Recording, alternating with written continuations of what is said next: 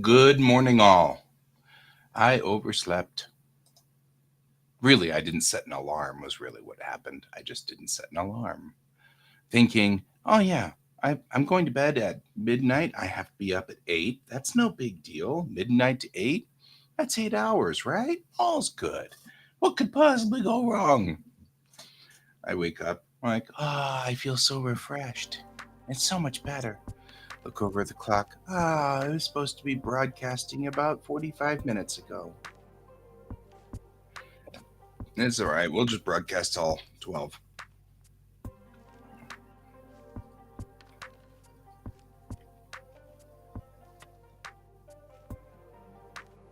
All right.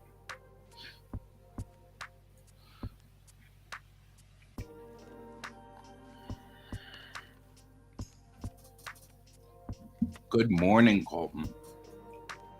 Colton, look what has to happen now. This is so sad. I has a sad.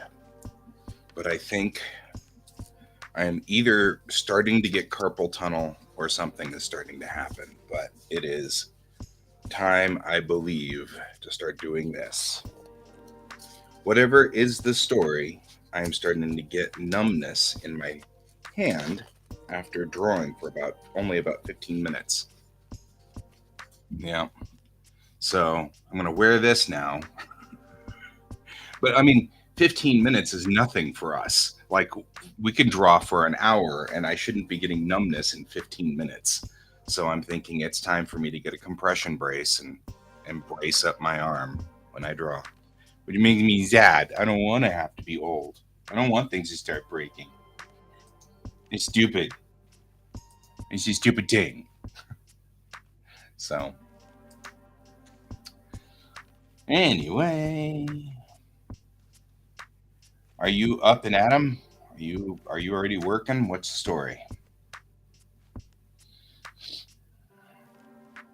What you doing? What you doing? It sounds like an insult. What you doing? I'm curious. Logging in to see if anybody has responded to me yet.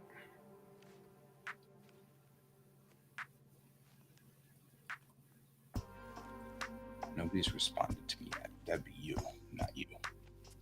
Why do I have a thingy here? I'll just start. What do you want? Playing a new game. What? Don't you have work to do? I'm going to make you feel guilty. No, I'm not. Actually, I'm not going to make you feel guilty at all. I slept in. I overslept, so I can't really make you feel too guilty. All right. The only problem, I don't like the way that this. I mean, I know it's what's supposed to happen, but it wants to make my wrist do this, and I need this to do the mouse. And so I'm fighting it constantly now to do that. That's kind of irritating, but you know, annoying. But here we go. Here's what we're doing today. Here's what we're doing. This is what we're doing. Let's get into Bellatrix Rising. I am going to.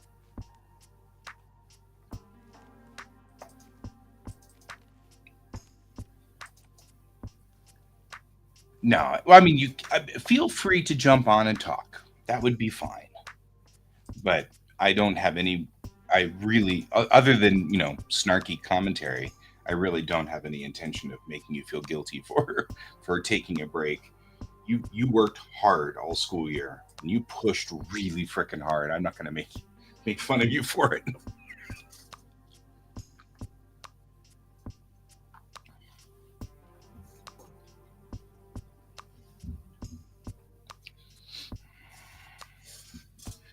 Well, the good news is it doesn't feel weird here. I guess that's probably not a bad thing. Keep me from getting onto Facebook and arguing with people because it's uncomfortable to use the mouse. So maybe that's not a bad thing. Let's loosen it up just a little bit. Maybe here. Maybe there we go. Enjoy the break, man. Enjoy the break.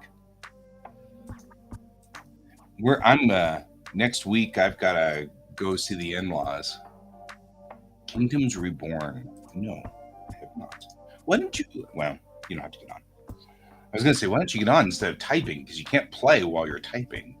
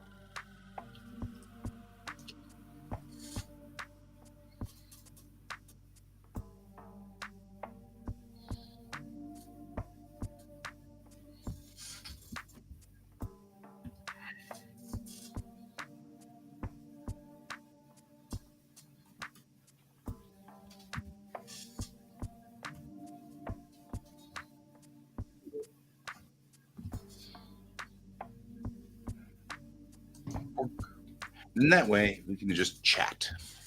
Hello. Hello. How are you today? Can you hear me? Yeah, I hear it. You hear me? Yep, I can hear you. All right. Rain. Turn that down because that's a little louder than I want it to be. Nice. Right? I've been playing this game I found. I was like, this is actually kind of fun.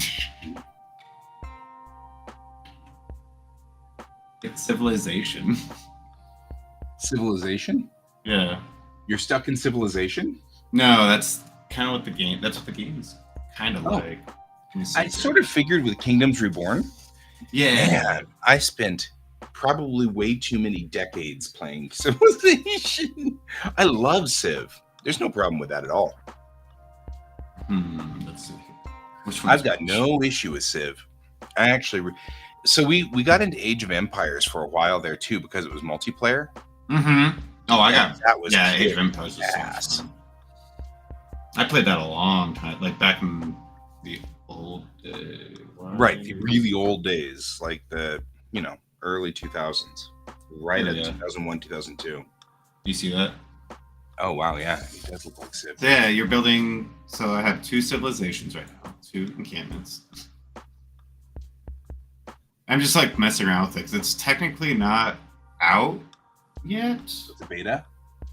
Yeah, it's like beta. It's on stream, beta, early release.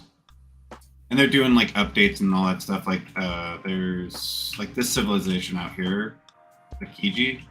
They actually have, they just released this, the Japanese style, Asian style civilization you build into. Like all the houses just look more. Nice.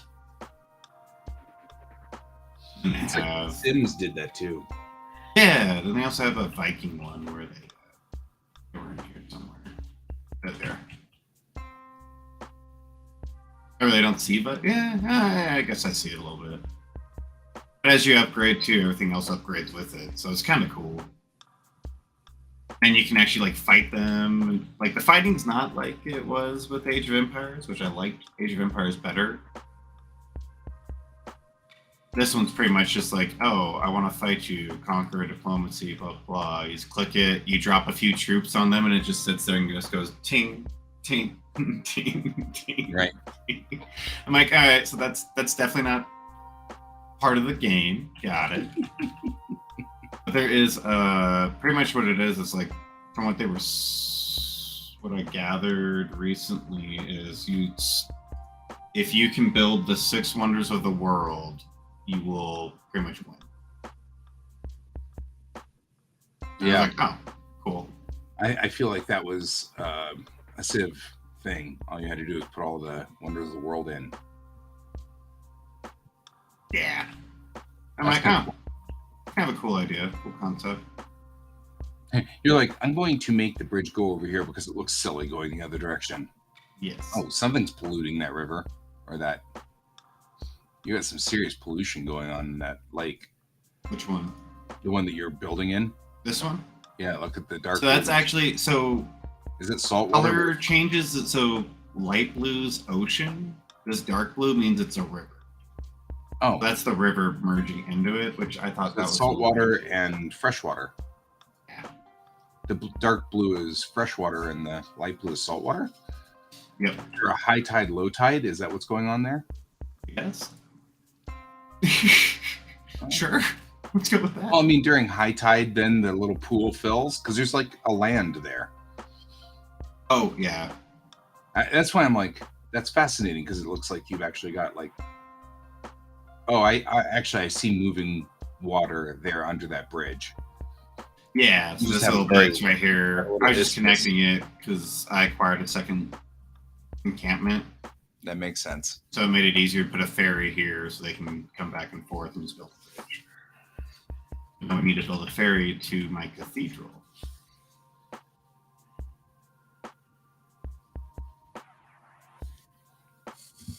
I'll let them do that for a while. Yeah, this is what I've been doing all morning. That's cool.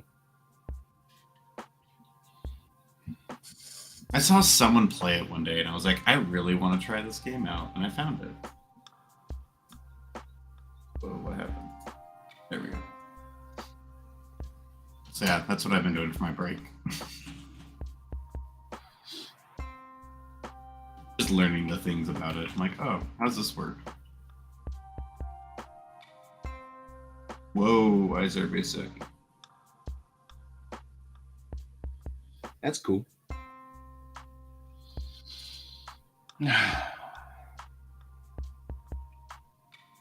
Everybody's getting sick. That's not good. Yeah. It's fun. Yeah, and the cool part is, so like at the beginning, you actually choose where you want to start. It's like all those little provinces and all that. You choose where you start. Each one has its own semi-difficulty. That's kind of cool. That's why I was like, Guy would appreciate this probably. Yeah, that's definitely my style of game. It's weird. I've been playing video games now for literally most of my life. Like the first video games I played were in the late 70s, early 80s sort of thing. Mm-hmm. You know, I was playing on the Atari back in the day. Good old Atari. Yeah, and it's stuff like that. And now I'm looking at it and I'm like, it's so funny. I've gone through all these phases in my life, and I'm curious if the younger generation will go through them too. You know what I mean? Like, will my kid go through all the same phases I went through in the same sort of way? Like I there was a time where I was pretty unbeatable on Samurai Showdown and Street Fighter and all of those. Right. I mean, I was really hard to beat because that's what we did. We'd go to the arcade, dump a bunch of quarters in there, and then kill each other like civilized people in Street Fighter, you know? And so, you know, Street Fighter was the thing, and it was so cool. And then we got to LAN gaming, and once we realized we could wire our PCs together, everything changed, because then we went to Doom, and we were playing multiplayer Doom, and then multiplayer Quake, and then, you know, and stuff like that. All that fun stuff. Yeah. Stream. So, yeah, and so, you know, it was like all of those things, and I went through all these different eras of, and hello, Sensi. I'm just singing the song. That's tribute to Tina Turner, of course. That's the name of our stream. We don't need another art stream. We don't need another art stream. I gotta admit, Thunderdome was a big deal for me. Because I didn't watch it in the movie theaters. I watched it when it came out on HBO. But like, I remember the first time I saw Thunderdome, I was like, this is like the wildest movie ever, because it was Thunderdome from like Mad Max Beyond Thunderdome. Mad Max? Okay. Yeah. I mean, so I didn't see it until it had been out for 6-8 months, something like that. And Chatton said it. Yep. Oh, we're adding all of the all of the rest of the song in, man. Good job. But that's the thing is like I remember, and what's so weird is I remember Tina Turner being old then. Like we were all commenting on it because of course we were what 16, 17, something like that. So she was ancient because she was like 30 or something. Yeah, you know. And it was like I remember that because I remember like MTV kept talking about Tina Turner making a comeback as a soloist and stuff like that. And I was like, okay, you know, because she was a 70s group singer, and then she came back as a soloist in the 80s. And when she did, she completely revitalized her career and boosted it back up and then now she's a staple of the 80s. You know, you think about 80s music, she's a staple of the 80s music era in a lot of ways, Right. and it's just kind of cool. And so it was sad when she passed. I mean, but it was expected. She was 83. You know, like that's pretty up there, you know. But it is kind of weird now as a 50-year-old looking back at 17-year-old me, looking at 30-year-old Tina Turner and going, man, she's old. You know, and I'm like, boy, I was an arrogant little twerp, wasn't I? That wasn't very nice. Right? It was like, how base could you get there, guy? How base could you get? Oh, that's funny. Yeah, so I don't know. It's life, right? We all have to figure out what to do with life. All right. I'm going to try to clean this up. Right? Right? Exactly. As a teenager, we're like, we know this all. We know this. We know everything. It's fine. We were so sure of the world. Like, we knew exactly what was happening. And it was so funny. I keep saying this whenever I talk to my friends who are politically charged and are arguing about things. I'm like, you remember that we were all going to get nuked, right? Like every day, Russia was going to launch nuclear weapons at us every day. And you know what? They didn't. Spoiler alert, they didn't. I'm like, I think that's one of the reasons why Gen X is so like, whatever, guys. It's because we grew up literally going to be nuked out of existence. You know what I mean? And so then we get to this era and everybody's like, oh, terrorism. And we're like, yeah, but that's not nukes. It's not nukes. It's like, so we're kind of like, meh. You're not nuking us, so we're good. It's like you can't be really, I don't know, you can't be really like pushed when you grew up with you're going to be nuked at any minute. Not wrong. So true, very true. Yeah. That's why we're like, whatever. We're the whatever generation. We're along for the ride. Yeah. It is kind of funny. Pet. I'm just reading whatever sense he writes, I guess. Oh, that's an emote. Gotcha. Hey, Merrick. So far, so good. We've been reminiscing about Tina Turner. I mean, you know, that's a thing. So, okay. See you later. Thanks for joining us for a minute or two. Appreciate it, Sensi. How you doing, Merrick?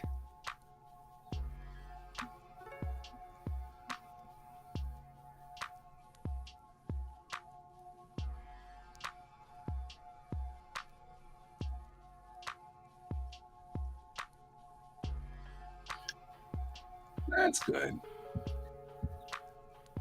Or actually, in a few minutes, let's chit-chat. So far, so good. Can was on last night working on Volume 5. Colton's taking a break because he just graduated, or not graduated. I He didn't, wish. not yet. I'm jumping ahead of myself.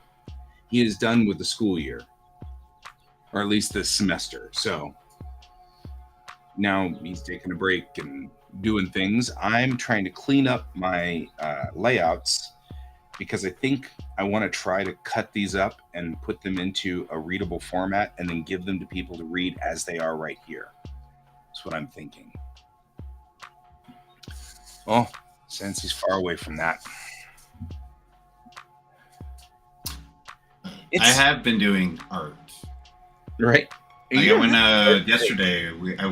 I got a group together. We went to the Nature Science Museum. Right. Yeah, and did a spot check, location sketching, Museum of Natural History. nature and science. Yeah, I know. Museum of Yeah, Natural History. but yeah, we went So, there and did so a. in 1995 or 96, I can't remember what, a Mhm. Christian group sued the museum because they could not prove that that was actually nature and or natural history. So they had to change it to the Museum of History and Science. So out of protest, I still call it the Museum of Natural History because that's Wow. stupid. That was stupid. Some people. I was so mad. I was like, so I still call it the Museum of Natural History. I'm not. I mean, I grew up in Denver. That's my museum. I went there like as a kid. It's so Right. weird too because the building has changed and evolved so much. The old museum is still in the core section there. Hmm. And back in the old days, you'd walk in the doors that were facing the mountains. Those doors have been closed and sealed up forever. But I remember you walked in and the T Rex that's in the opening area there, we only had the head. The rest of the Yeah. body was gone. Hmm. I don't know where they got the body from for that T Rex, but that T Rex just had the head in a glass case, and it was the first thing you saw. And then they had the Bronchiosaurus right in the middle of the entryway. Mm. So you walked into the dinosaur zone right away. Good morning, Brent. Hey, Brent. Um, that's cool. Brent's Oh, going to join nice. chat with us. But I remember that. And then the rocks and minerals haven't moved. Oh. So the rocks and minerals to the right were to the right. Now they're in the exact same space. That cave, the little cave Hmm. you look into, that has been there since I was a kid. And that specific exhibit has not moved. The rest of the entire thing has moved around it. So when you walked in originally, you'd walk in the doors and there'd be the T Rex head. And then behind it was the dinosaur chamber, which to the back wall was the history of the Earth.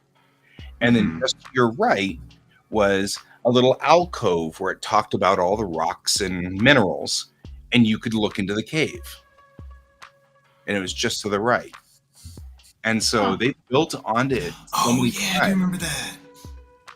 And it's like, it is 10:21 a.m. Mountain Time in Denver, Colorado. The weather is beautiful. It's 20 degrees Celsius, sunny, and lovely outside. In fact, so lovely. I'll open my door here. I actually, my office is set up so that I can look out here when I'm typing and look at the park and the trees, and there's a breeze, and we've got some very light clouds. Not even very, I mean, just little fluffy cotton balls up in the air, and that's it. Sun is bright. It's a lovely day. It's a beautiful day here in Denver. What about where you are? What's your status? Out where you are. Anyway, the museum was Gates Planetarium had just been. It's late evening. Gotcha. Gates Planetarium had just been built when I was 612 1800 hours. Hmm. 1822. Yeah, cool. So you're in Europe somewhere or Africa, I would assume. So I don't think I've ever asked you where you were, Sansi. I usually do. That's like one of my things. I love talking to the people all around the world. So I love the fact that this just goes worldwide and like you are in a place and you are gonna You are stand in up. a place. You don't have to tell me. It's actually fine. It's a pizza paradise. Oh, you're in Italy. My wife and I want to visit Italy. Italy. Italy's nice. Italy's nice. My Italy. friend wants to move back there. Yeah, I feel kind of now. I'm kind of like, oh, you're not in Italy. Still, Italy's nice. It doesn't change whether Italy. You're not in Italy. Italy is in you. I was born in Italy. Oh, okay. Yeah, when you start talking about things like our museum and all this stuff, and then we're talking to Europeans, and I'm like, man, everybody in Europe actually has museums that are like infinitely cooler than ours. True. Our little US museums are nothing. This is like when Asuka came over here from Japan, and I was like, I was, Asuka is my little adopted kid that I adopted from Japan, who comes over every so often, and the last time she was here, she was 15, and she was so snarky, which was really funny. But like I was driving through Arvada, and I'm like, oh, look, this is the old part of Arvada. It was settled in 1876. And she looked at it and then looked at me and she went, we have trash cans older than that. I was like, I'm burned. Because Japan is ancient. I forgot about that. I forgot she said that. She That's just awesome. burned me. She burned me on that one. It was so freaking funny. I'm glad you enjoy English, Sansi. We enjoy having you on this show. Thank you. Oh, I love, just like everywhere in the world, people are so interesting and the culture is interesting and everything is so fascinating and stuff. It's a stream, a show, whatever. I don't know. I'm from the 80s. Streams are still kind of alien to me.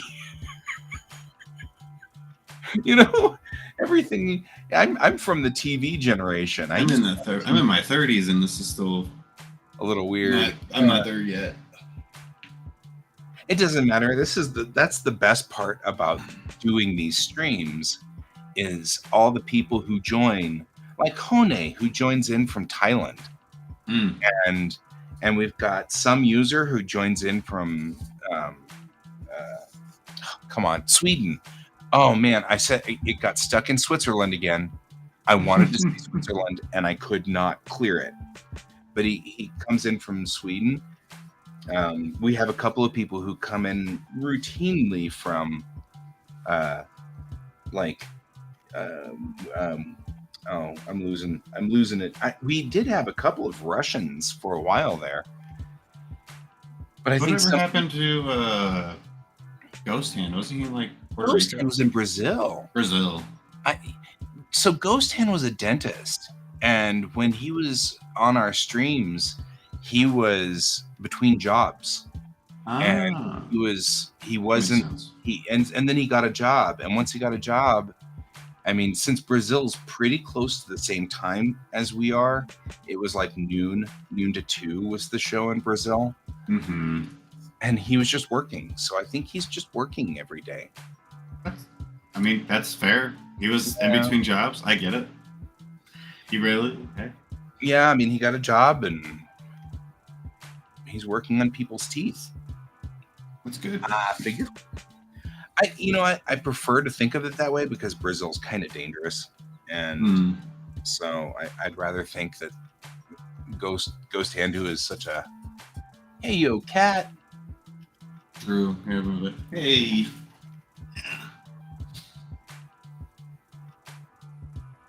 You want to create an alliance to defeat Pornhub? Oh, I could show you what I finished, though. That's true. I don't know why we would want to defeat Pornhub. What? Sansy's talking about making an alliance to defeat Pornhub. I'm like, the odds of Okay. that. All I can think of is Avenue Q, which is, as soon as somebody says that, I'm like, Avenue Q songs start rolling through my head. Like, internet's for porn. I mean, You're never gonna kill it. You can try. Oh, that's beautiful. yeah, there's the final. Brent's joining in. Cat's awake and moving. Hey, Brent. Hey guys. I'm Hey, gonna what's up? put you on you and me on mini so that we can look at Colton's art. That's fine. Here we go. Look at that. Hey, Brent from. There you go. Now you can see the whole thing. That's gorgeous. Look at that. That is pretty. I remember you starting that. Yep. And I remember the start on that one, the sketch. Oh, you've been working, says Cat. I'm like, nah, Cat's been asleep. I'm just saying. No, I know Cat's not been asleep. I know better. That's pretty cute. That's weird. What is that? Oh. Huh. Interesting. Cool. I just noticed something. I was like, oh, nice. Should have cleaned that up. So it's Nancy and Cat. Merrick, where are you from? Are you still out there, Merrick, or did you go into lurk mode?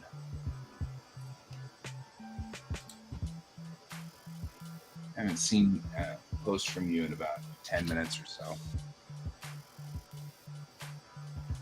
Oh, you're on the Eastern. So you and Cat are in the roughly the same zone, the Eastern time zone. Cool. Every so often I'm trying to get the shows where we're connected in 3 points. Oh, you don't see her messages in chat? Oh, you mean why? Because she's got the Twitch icon? It's because Cat's coming through on my Twitch, which is at GS Davis Art. So that's why. There are 2 Twitch channels we're broadcasting on simultaneously. Cans. Oh, that makes so much more sense now. It's all connected. I never made that connection. Restreamer that we use is connected now to 2 YouTube channels, Cans and mine. We're broadcasting on 2 Facebook channels. My personal one, 3 Facebook channels, because it's that one. And then the GS Davis art page and the Quasar Art Collective page. But it seems like it doesn't quite ever make it to the Quasar Art Collective page. I don't know why. 2 Twitch channels, and then on my Twitter right now, and we're broadcasting to Cans Picardo. So this is a Restreamer, and it's streaming on multiple channels all at once. At this time. What is that? I don't know. Oh, I know it well. If it's a beepy noise, the odds are really good it's Brent. Oh, the chiming noise? Yeah, okay. That is probably me. It's fine. I'm just like, I hear it. What is it? What are you doing? Are you beeping people? No, I'm trying to fix my home or my layout for my LCARS panel. Gotcha. Yeah. Cool. Coolness. And the app keeps crashing on it, so it'll just beep at me. All right. It's just fine. That is totally cool.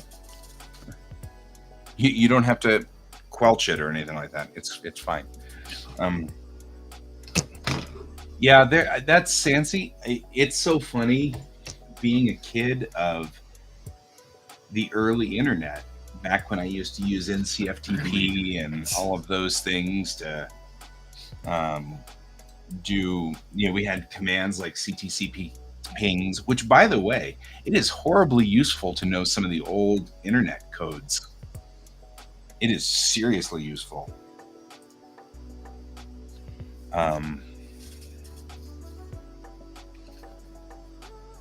Because you can still do stuff. Oh, they're still bringing resources.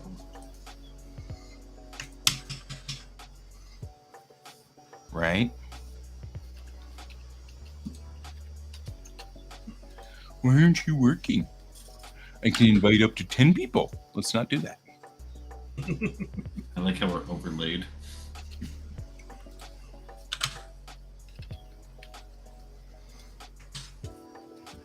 Like, I can still ping CNN. Oh, I've got actually a pretty good time going in and out. Man, remember those days when I had a ton lost? Packets go. The 3 most popular OSs. Well, sadly, this is one of them.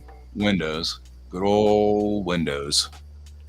But Windows is based on DOS, and DOS is still underneath Windows, which is why I can still do all of these commands. I wonder if Telnet still works. Telnet? Yes, it does.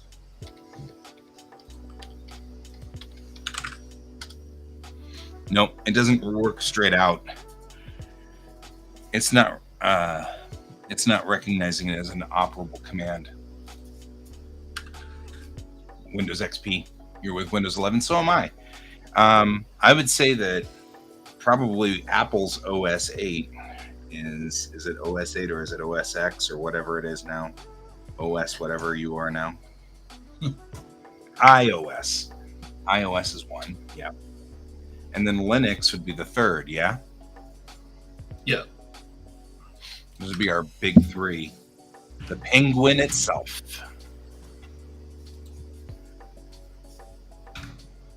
Let's see, NCFTP. I don't even know if that command would be recognized. No, it's not. Dang it. I always wonder what kind of things that are out there. I can still see TCP ping. I can see that.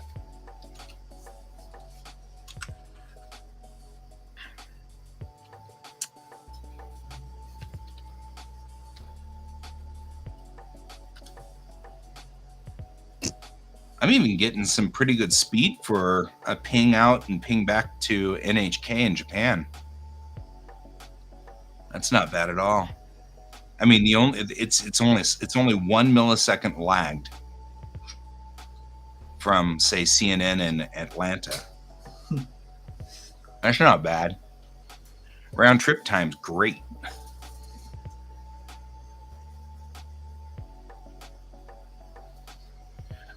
Well, yes and no. I mean, I'm running a command prompt here, and I'm still getting. These are all Telnet commands from back in the 90s. I'm amazed that I still remember them.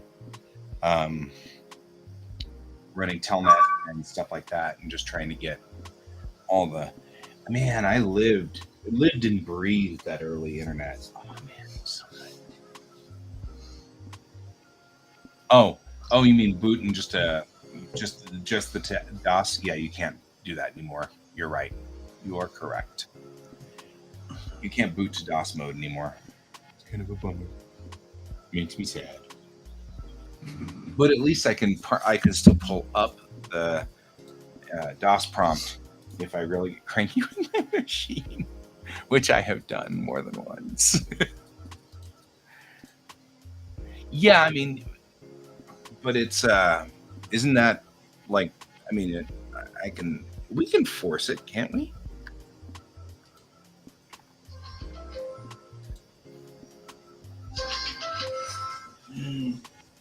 Sorry. Give me 1 second. All right.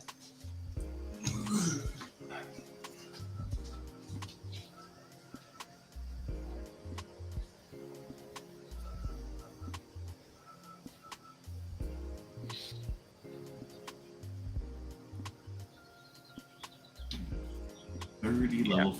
Oh, Unless we spam Microsoft's email.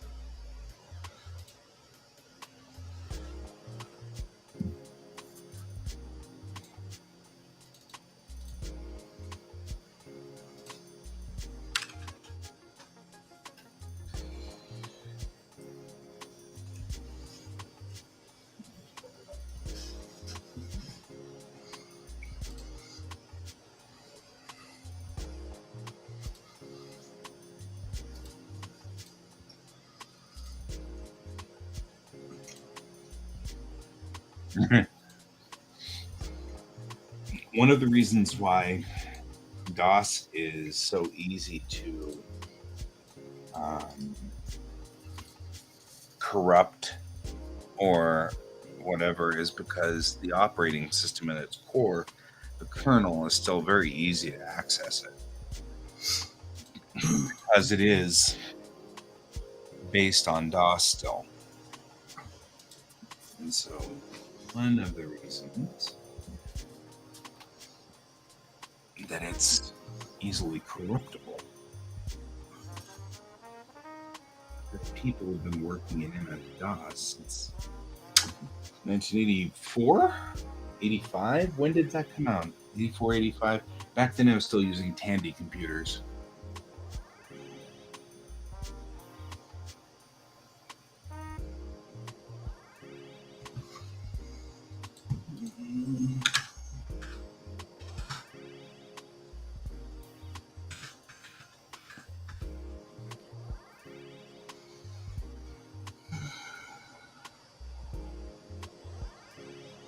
$1981 was the initial release date. Thank you.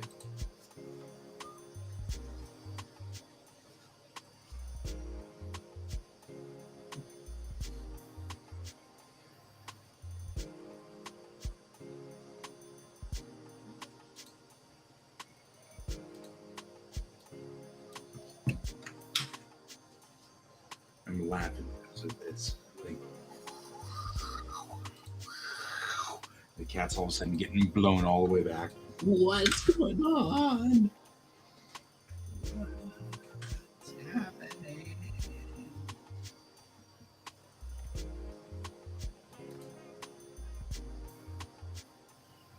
All right.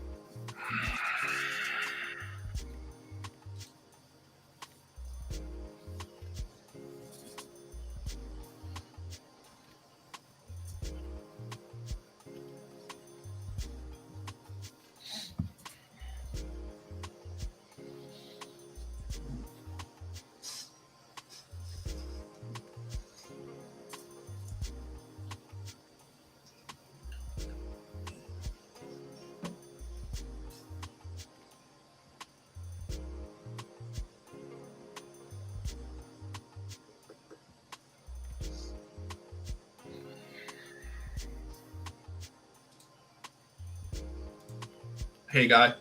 Yar. Here. Wait, First.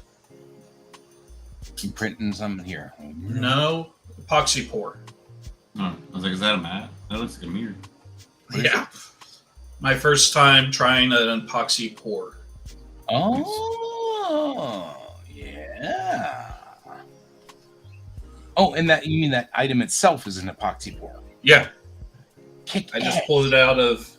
That mold. Yep. So. So, Colton, have you heard the theory here? What Brent wants to do is take one of my cells and do an epoxy pour around it, encasing it in epoxy. What kind of cell? Oh, your cells from your cell. Yeah, the cells that I make. Yeah. Oh yeah. Wouldn't that That'd be be kick cool. butt? You could then just sit it on the frickin' table, and it would just sit. Yep. It wouldn't need to. It wouldn't need to have its own little protective sleeve anymore. It'd just sit there and be awesome. And it'd be like, Just do its thing. That would Well- be cool. what we need to do is when you make the epoxy pour, make little feet so that it can sit 90 degrees vertical. You know. Well, what I was going to do is I was going to do more than. So if you look at this one, let me pull my camera back up. All right. So the thickness of this is probably about. That's about perfect for a cell. Well, I was thinking is actually go about half that depth Okay. between layers. So it'll be 8.5 by 11. Yeah. Well, I need to possibly manually build the mold myself. Where is it? I need to take a measure. Okay. Keep We'll pointing see my you desk. later, Stancy. Sorry. I was actually reading what you were saying. That was fascinating.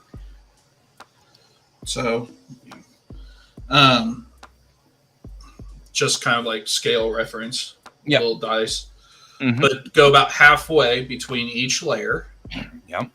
and be clear, like a black layer, and then do a cell on top, and then fill it up about that high. That'd be the from the base.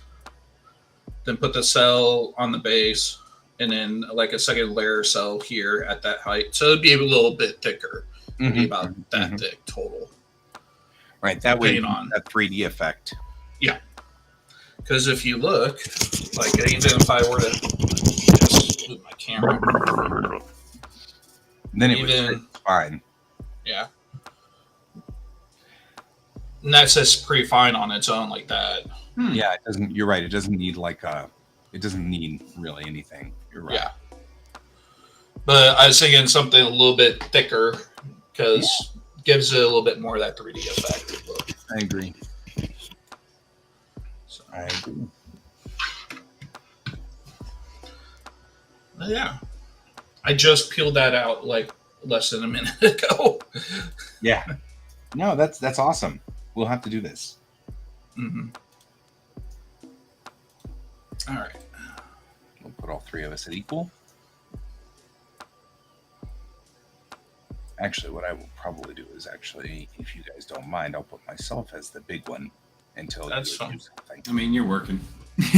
Yeah, I'm like, well, Brent's working too, but I don't know how much of Brent's internal system he wants to share with everybody. It's legitimately a website that anyone can go to, but to log in, it's a bunch of work. So I'm not worried.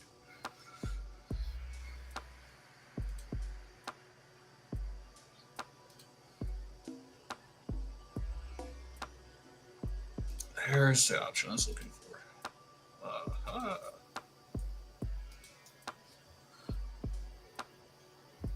Oh, I think I'm going to take this and move it.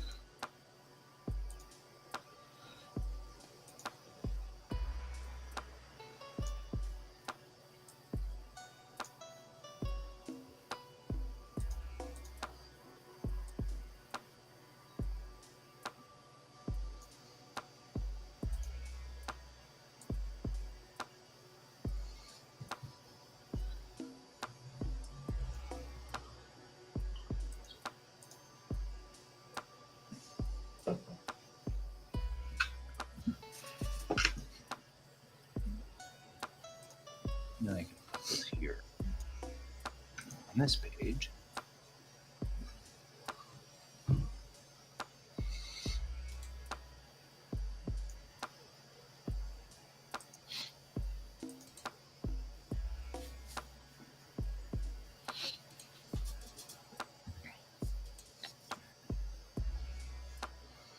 And this will make for a lot clearer.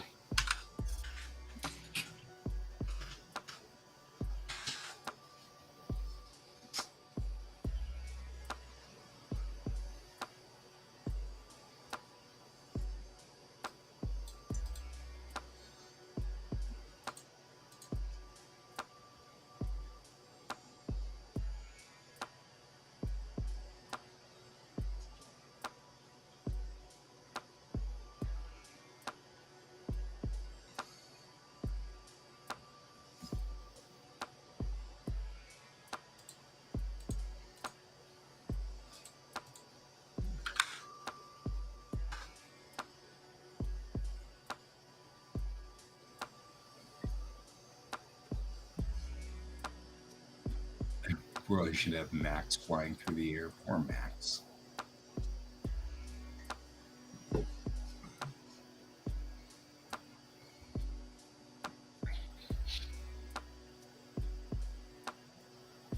There we go.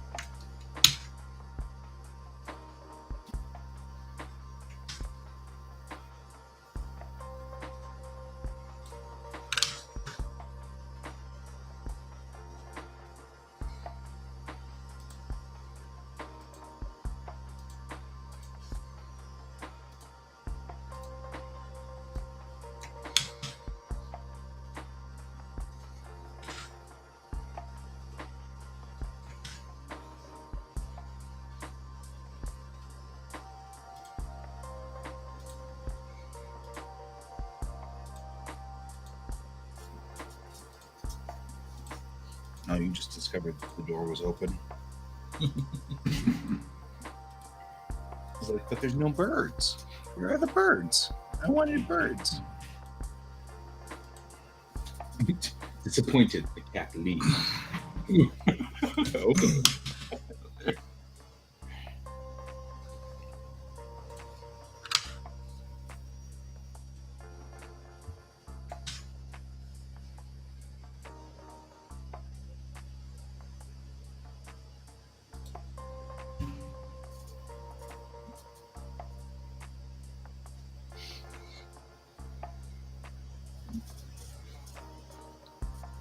I'm gonna get more coffee. Yeah, I'm going to need more coffee here in a minute. I can already tell. It is definitely a 2-cup coffee morning. Oof.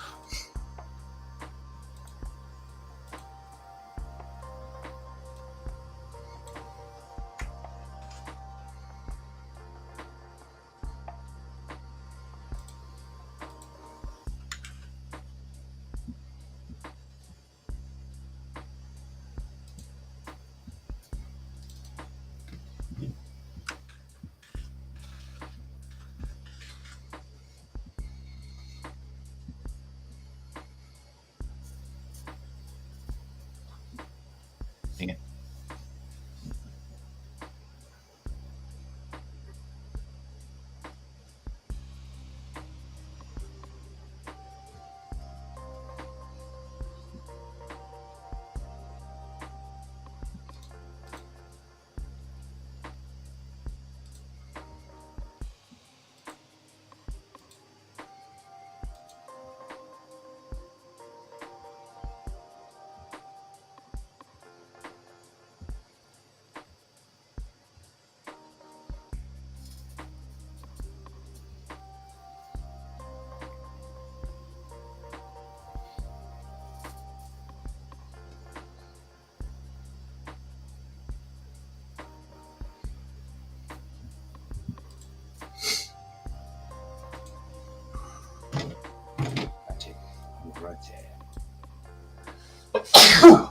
Orange Excuse juice.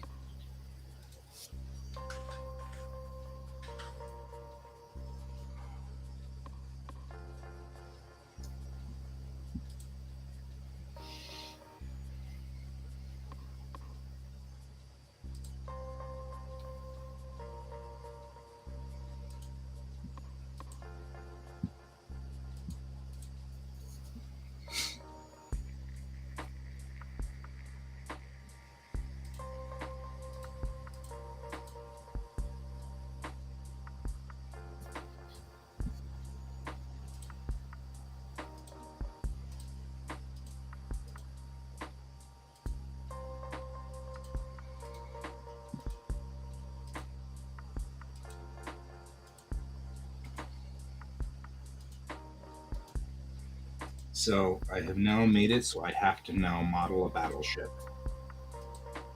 I wanted to do it anyway, but boy, I get to model a battleship. You just found the excuse to do it. I just found an excuse to model a battleship. When I go to Portland, I've got an awful lot of time on my hands. So I'm taking with me instructions of what needs to be built. The Polaris needs to be built. A battleship needs to be built. We've got a couple of sets that need to be built so that when I come back, I can jump right back into this. And then hopefully actually start making pages right away. Because June's going to be a mess. I'm working a lot and there's going to be a lot of missing day shows and stuff like that because I'm just working. I'll be at work. And the night shows, I mean, depending on how tired I am, I might cut the night shows short. I don't know. I can get up at 8 and still, I mean, with my work, I can still get up at 8 or 7:30, I guess, and just, jump in the shower real quick and jump out the door. But yeah, So not we'll be down to about 2 hours of work every day, which is a little low. So I'm just kind of like looking and making sure that everything I've got is pretty straight up and ready to go, so that when we get back, it can just be just page after page after page if I can. And that's the battle plan. Besides, when the problem I've got is like Daz Studio doesn't talk to itself. So like the Daz Studio that's on here isn't connected to the Daz Studio over there, even though I have to log into a server every time I run Daz Studio. Mm-hmm. You know, it's all about protecting their IP, not giving me anything beneficial. So it won't, since they don't talk to each other, I can't build sets and things like that in Daz Studio, because then it won't save them in a place that's uniform. You know, it gets all confused about where things are and everything like that, and then you try to load it over here, and no, I can't do that. You got to find everything. You know. Mm-hmm. And it's actually kind of frustrating because I can save all of the pieces on the OneDrive, but the OneDrive's physical location is different between the two machines. So though it's in, you know, / OneDrive / Bellatrix Rising / textures, on this machine that's Kittywake / OneDrive / and on the Surface that's Surface / OneDrive /. And so because it's two different, and this is back to what Sansa and I were talking about, which is the bizarre ridiculousness of everything being built on DOS. You know, it has to have a physical location, and of course, Daz Studio just completely melts down trying to guess what to do with those two. It's like, nope, you're on a different machine. So this thing's calling for textures that are in this weird OneDrive place that we've never heard of before. Really? But the hope is, once I'm done with all of this, I'll be able to have all the pieces and assets ready, which is what I was doing up here in the corner here. Because I don't actually need cap fighters anymore. So you don't need fighter aircraft anymore. No, I don't need the fighters. Not for this episode. I'll need fighters, but just not for this episode. Only building things that we need.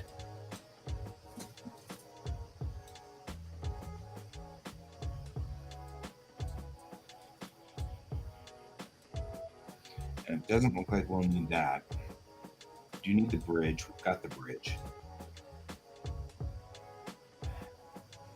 And then this is wastelands. More wastelands.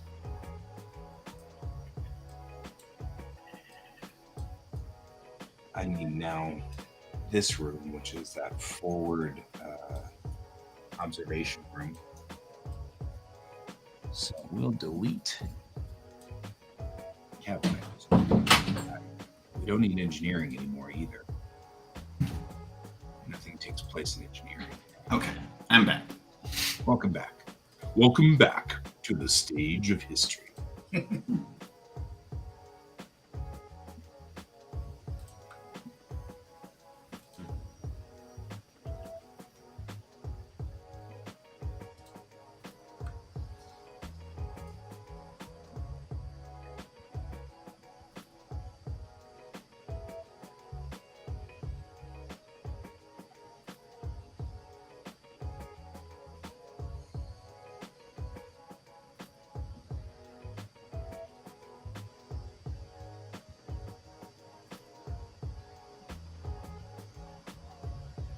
That's that front observation room. I need to worry about that up here now.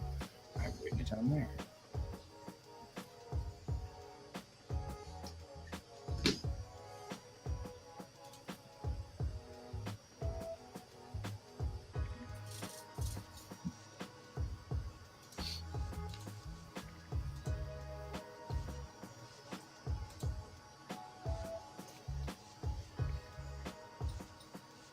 of those construction methods anymore either.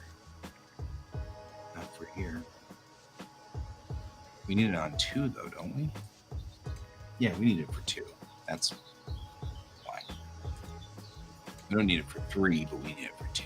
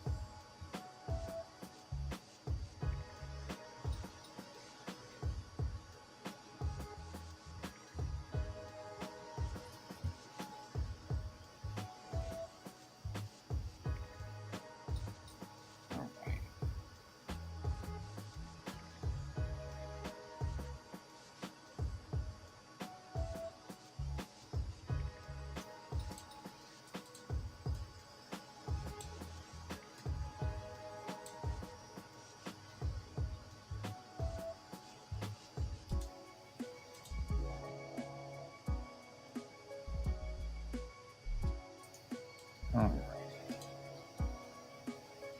Ooh, it's getting good. Do what? My cathedral. Oh yeah, you have a cathedral now. I mean, it's one of the wonders of the world.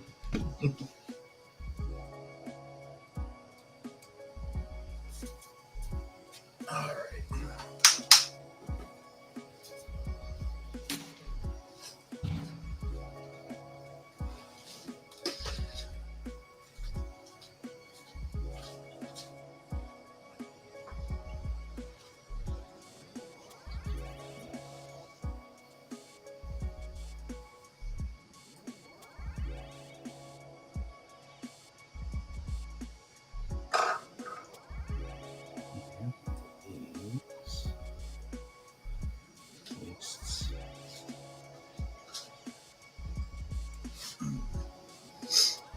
King's office. That's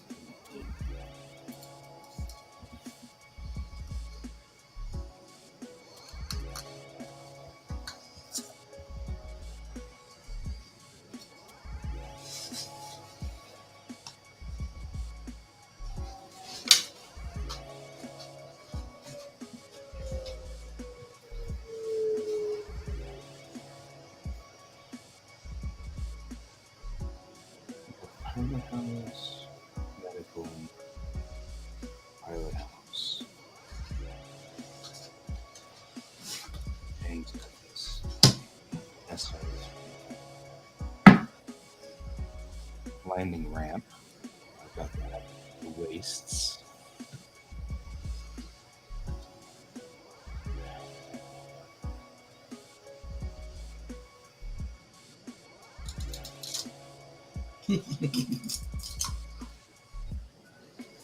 Oddly satisfying. What's satisfying? So I'm cleaning up the epoxy from that pour I did Uh-huh. because I already have my next idea of what I'm doing, and it just peels right out of the little cups. Oh yeah. Nice.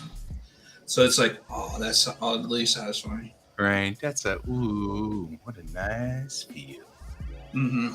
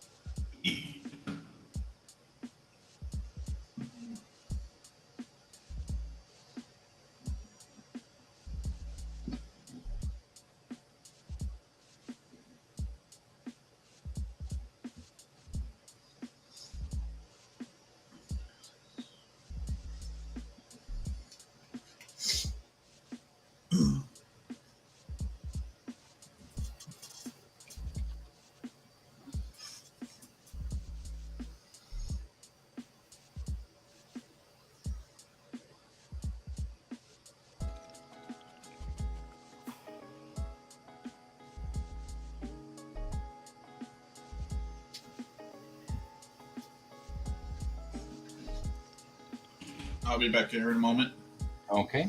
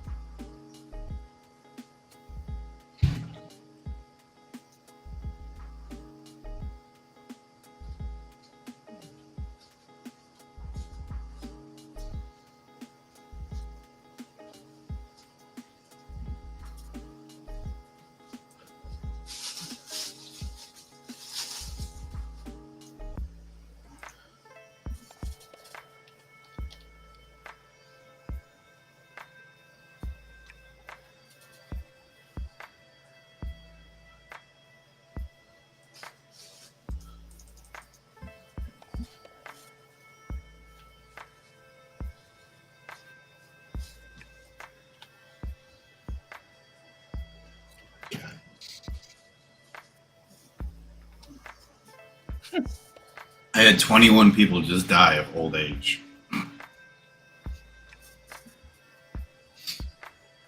21, just randomly. Well, it's so at the end of every year you get a update on like everything. Mm-hmm. And said out of everybody that's within your communities, 21 people died this year of old age. Everybody else has died of. I only had one other person die of sickness. Like, more people are dying.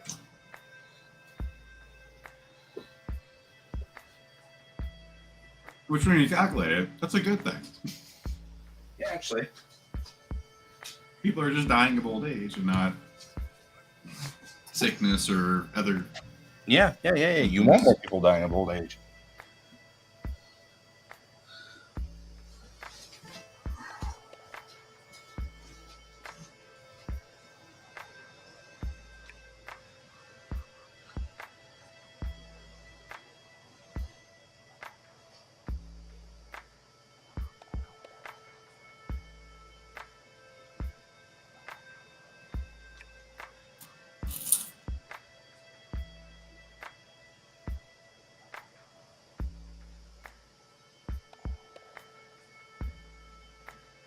There we go.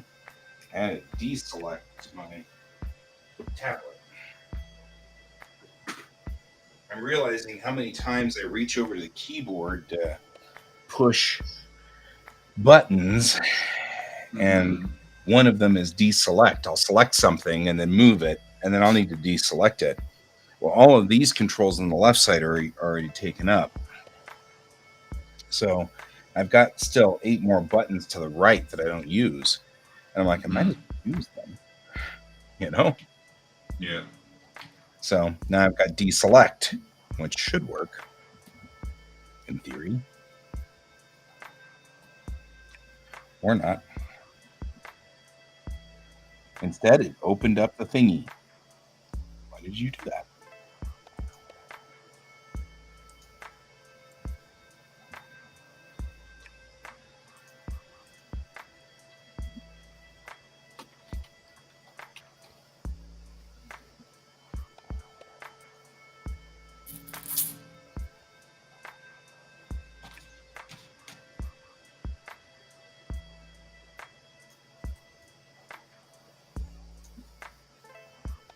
Okay, that's irritating.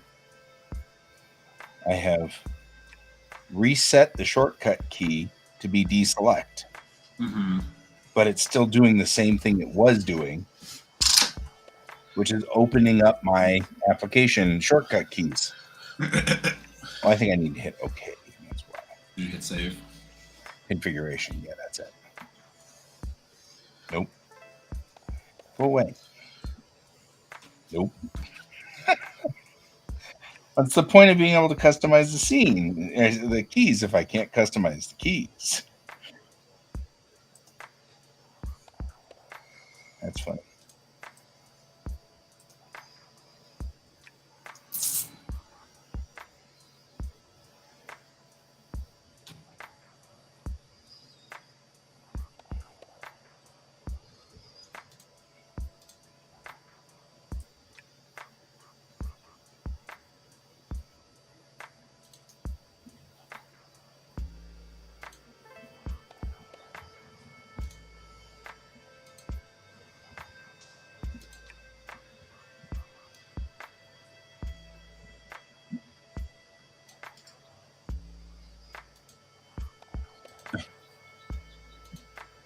Well, now I'm getting kind of annoyed because it was funny for a while there, but now I'm starting to get the really aggravating, annoyed thing that's still lurking.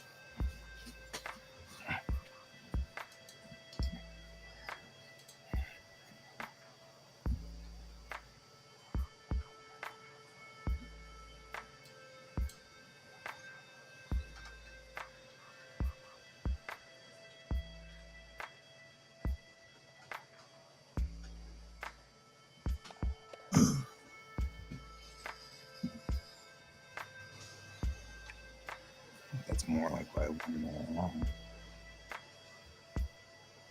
I have always had a problem with pen pressure being. What do you mean? Like keeping? It will do things like you be drawing along like this, and then it does this. I hate that with pen pressure. You know, so I'm trying to make it because I've stopped using pen pressure for anything because I can't get it to not do something even like this. And now I think I figured it out. And is it just the tool or yeah, it's pressure settings. I think I've had the pressure settings set like this for so long that that's what's happening is nothing, nothing, nothing, and then everything. And it needs to be this. That's what it needs to be. More like that. Because then I get a more even pen pressure.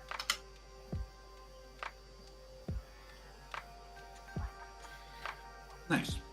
So I'm actually maybe even less dramatic, maybe just straight up. Yeah, that's what I'm looking for. Look at that. I can make it work. I should just leave it flat. Don't maybe just a hair of bias down towards this side, but just a hair of bias. Not a lot.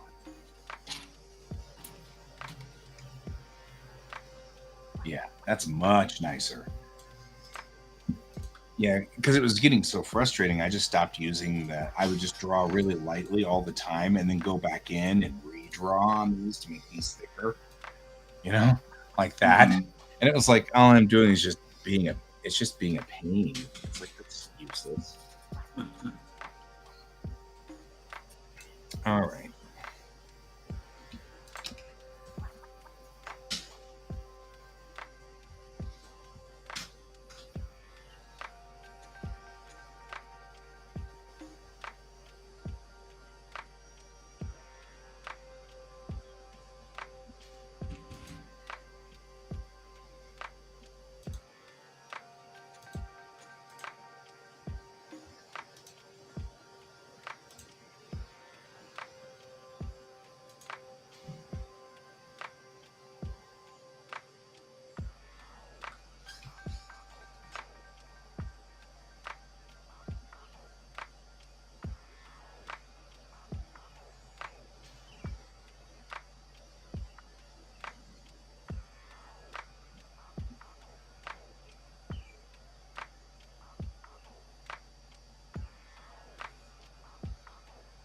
Hotel service. What does that mean?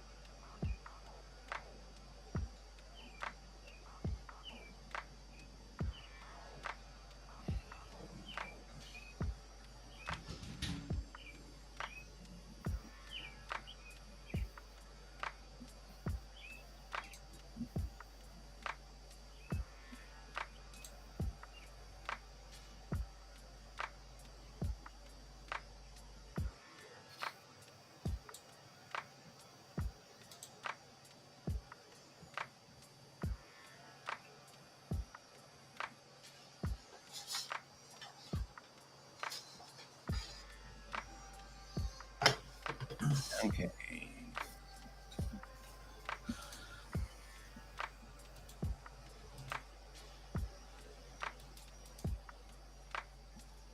Alrighty. Chang enters the bridge.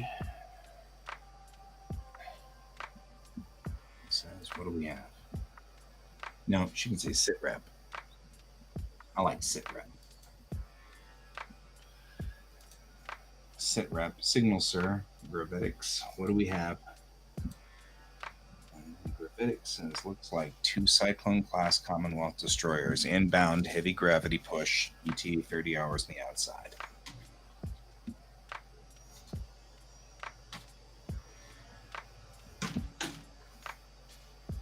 755 light years is a long way. That probably should be on the next page.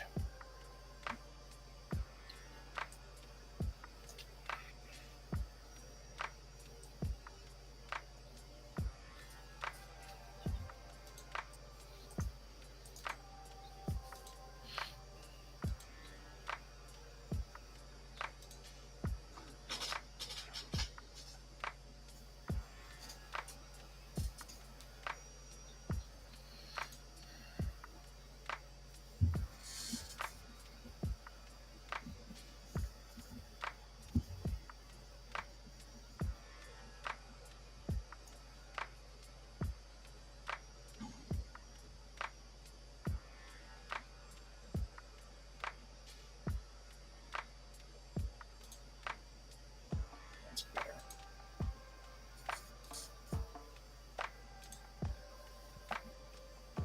What do we have? Maybe what do you see? Like better.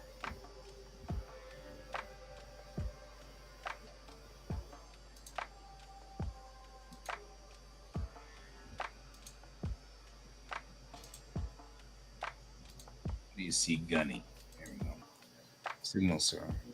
Signal, sir. Gravitics. What do you see, Gunny? Looks like 2 Cyclone class Commonwealth destroyers, skipper. Inbound, heavy gravity push. ETA 30 hours on the outside. Hey, some user. Yeah, I'm working on my storyboards, trying to wrap this up so that we can get this cleaned up and ready to go.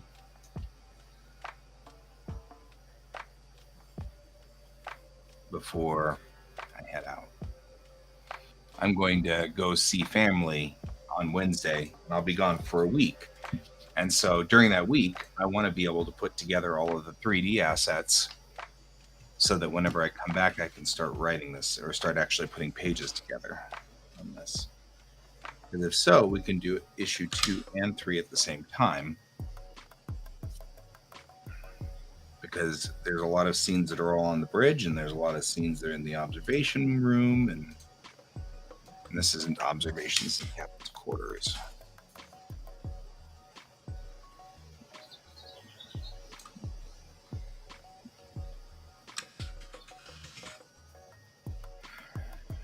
There we go. So I am just cleaning up my language, making sure everything sounds good and solid.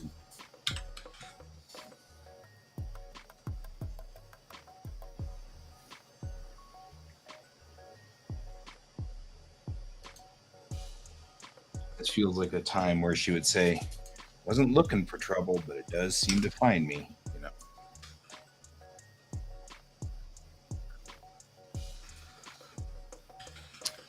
Make some snarky comment about being in trouble.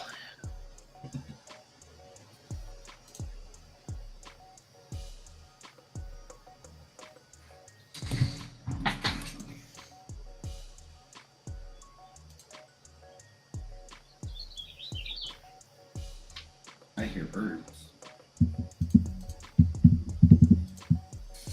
Don't do it.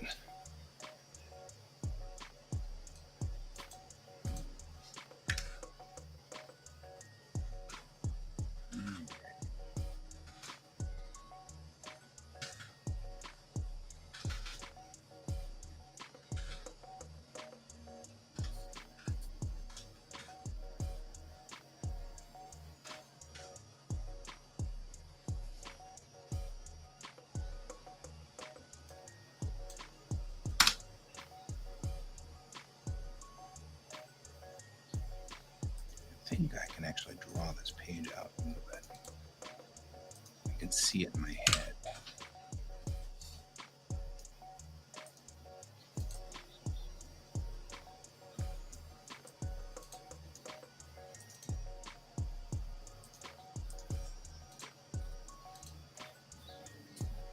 Oh, you didn't do it. Whatever it is, Cat's not responsible for it. Well, we obviously can't take the E. That was not my fault.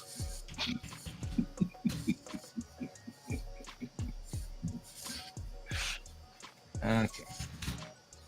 Sorry, I still get kicked out of that line. Nobody knows what he's talking about. That's the funniest part. That is so awesome. Like, we've all been trying to puzzle over that line and puzzle over that line, and we're poring over episodes of Star Trek, and there's still no idea what he's talking about. I have a feeling it's coming from like the comics or a book or something. There are people poring over those too, and it's just because, yeah, but I don't know. He's talking about something, but we'll find out someday. Metalis did say that he put some things in just expecting that they'd be open-ended and we'd figure it out someday, you know.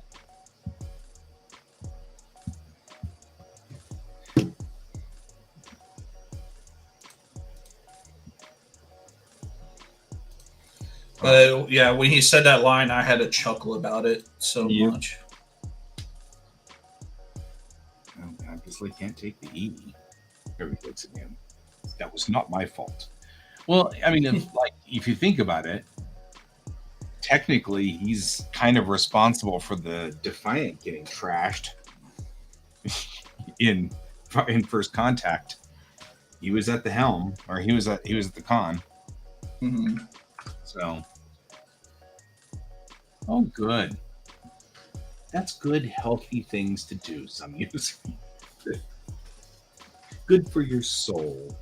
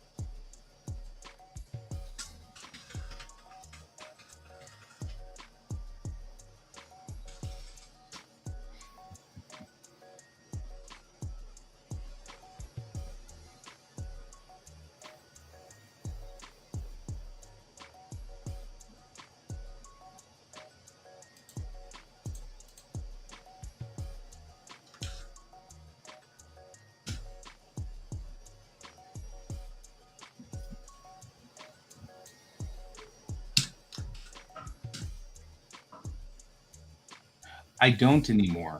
I do have the plastic mount, and I've got paper that's punched, but that's all I've got. I don't have the actual 3-hole puncher anymore that worked for it, which is a bummer because they are expensive. They're brutally expensive.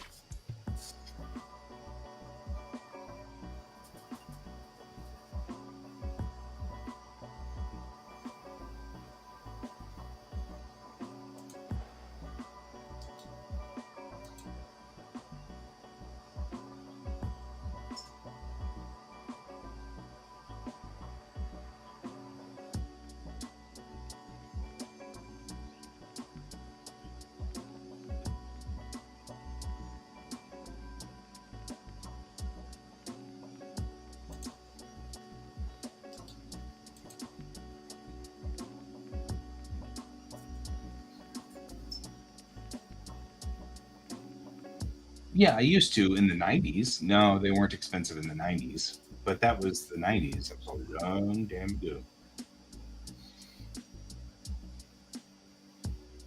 Long time ago in another dimension.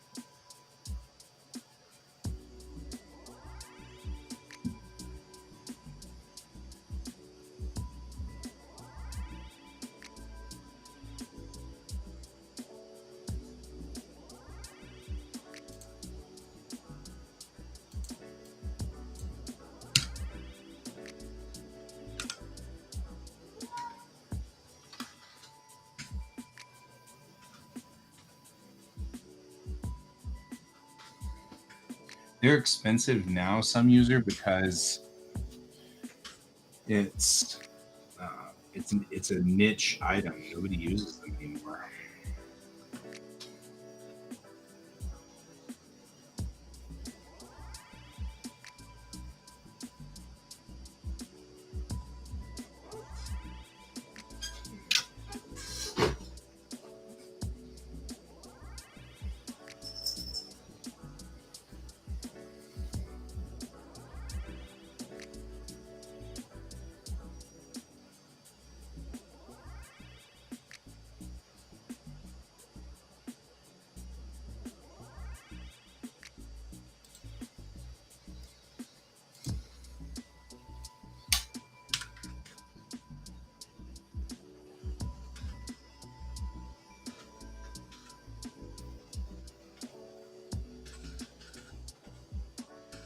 Not anymore.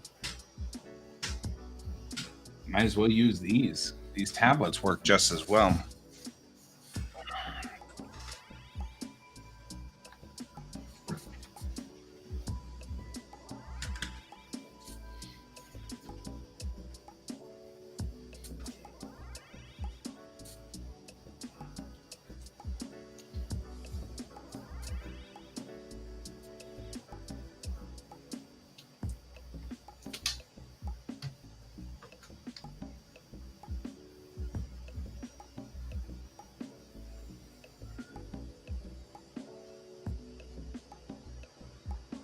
As a side note, Japanese industry is a plural, so we use does for that and doesn't.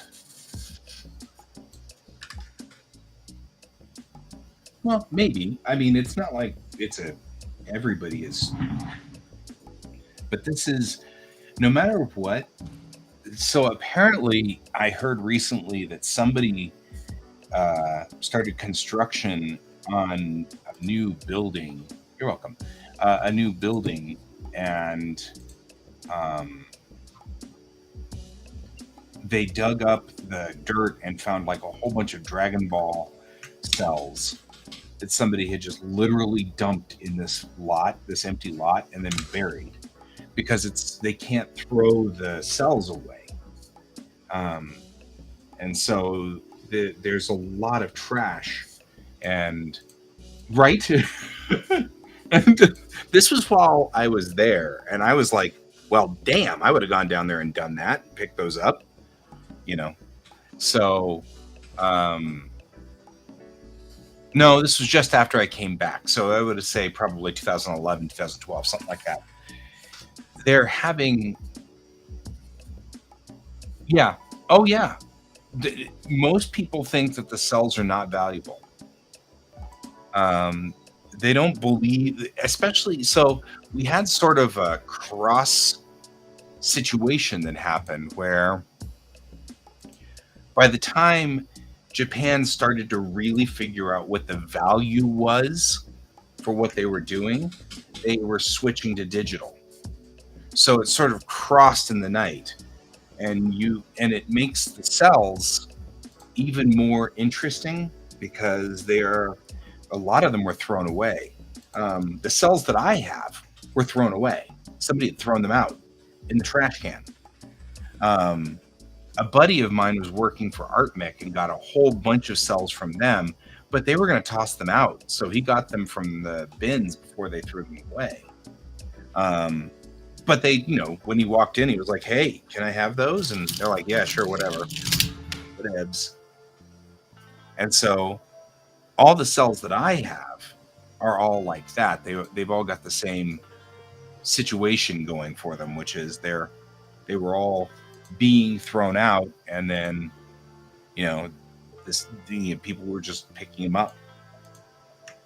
Like my background that I've got over there from 80 police files from Bubblegum Crisis, it was in the trash and they were going to throw it away. So, but yeah, there were so many cells being made that they couldn't dispose of them. So apparently one of the companies just dumped a ton of Dragon Ball cells into this empty lot and buried it. And so they didn't find them until later when they were digging up the lot to put in new construction.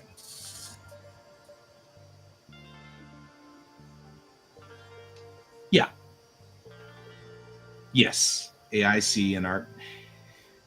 And so ArtMic did bits and pieces. It's kind of like Gynax. There were pieces and I don't know. It's kind of, but yes.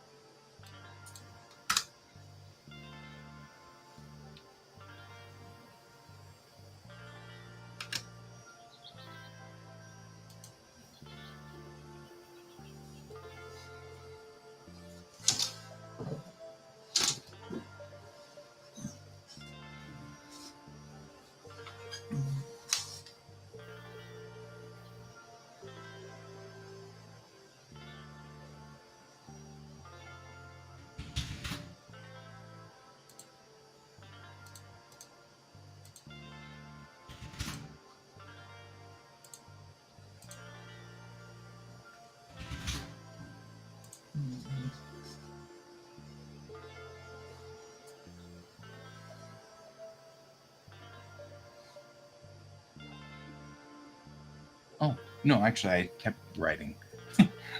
I want to remember to put all these things in here. You didn't cut me off. But yeah, that's the thing. So ArtMic, anyway, by the time they realized the value in the cells, they were moving over to digital. And frankly, digital is so much better. Even for me doing comics, we used to do all of these things where I would draw the pages on 11 by 17. I'd scan them in on my 11 by 17 scanner, and then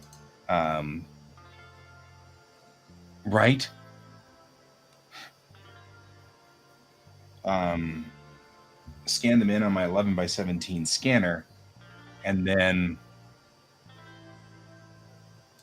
it would have, and then I do, all the work on it. Like what I would do is I would draw the blue lines on a piece of, I just draw pencils. I'd pencil in the pencils in pencil on an 11 by 17 board. I'd scan that in, take it to Photoshop, clean it up, put in the text, turn it into blue line so that it was a very light blue, print it back out again, ink the thing, scan that in, remove the blue line. You know what I mean? Like those are the steps that I had to do a page. And it's like, it was super slow. Now I just do it here and it's so much faster,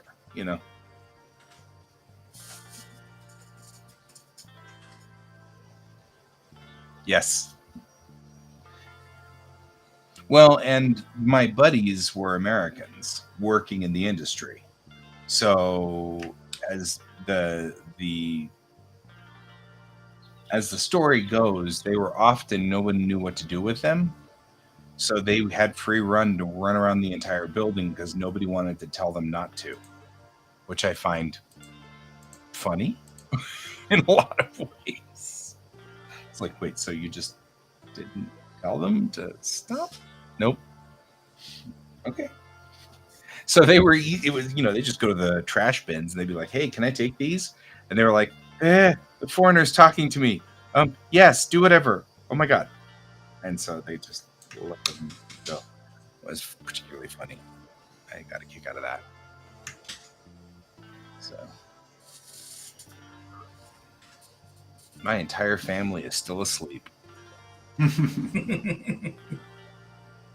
Like everybody's still out. Maya was out dancing until almost 2. And the kiddo stayed up until 2. I know when she got in, the kiddo came out of his room to greet her at the door. So that was almost 2 a.m. And I don't know how much longer he stayed up to read, but whatever. But he's still out. And she's still out. My alarm didn't go off, so I said it wrong. I woke up and I'm like, I feel great. Oh crap, I'm an hour late to start the show. I was like running in here. Still feel good, but definitely not what I was wanting. Right? So anyway, it's funny that they're still.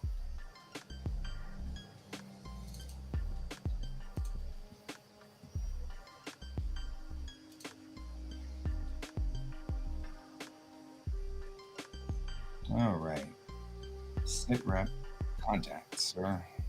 Gravityx, what do you see? Looks like Commonwealth.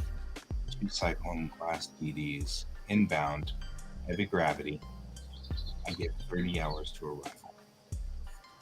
Doesn't matter what heavy gravity means necessarily for them. It just means that they're pushing hard.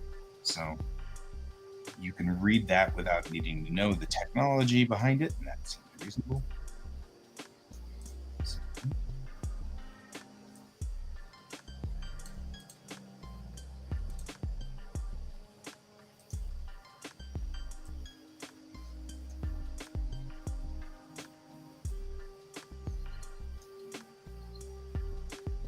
And I think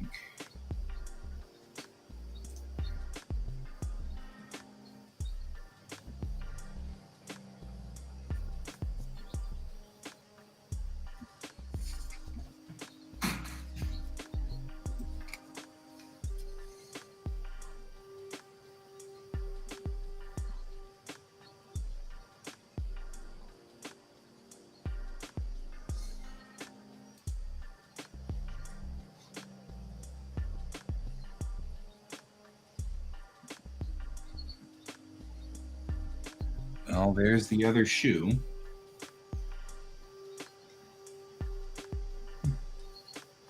That seems to fit.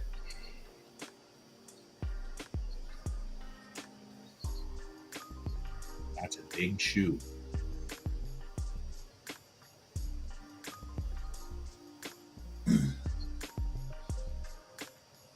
Big.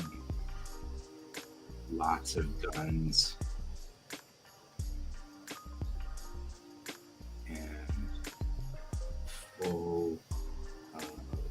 Angry unhappiness.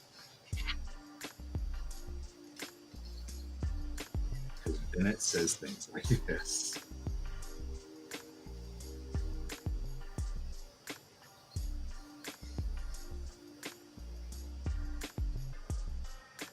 Unhappy shoe.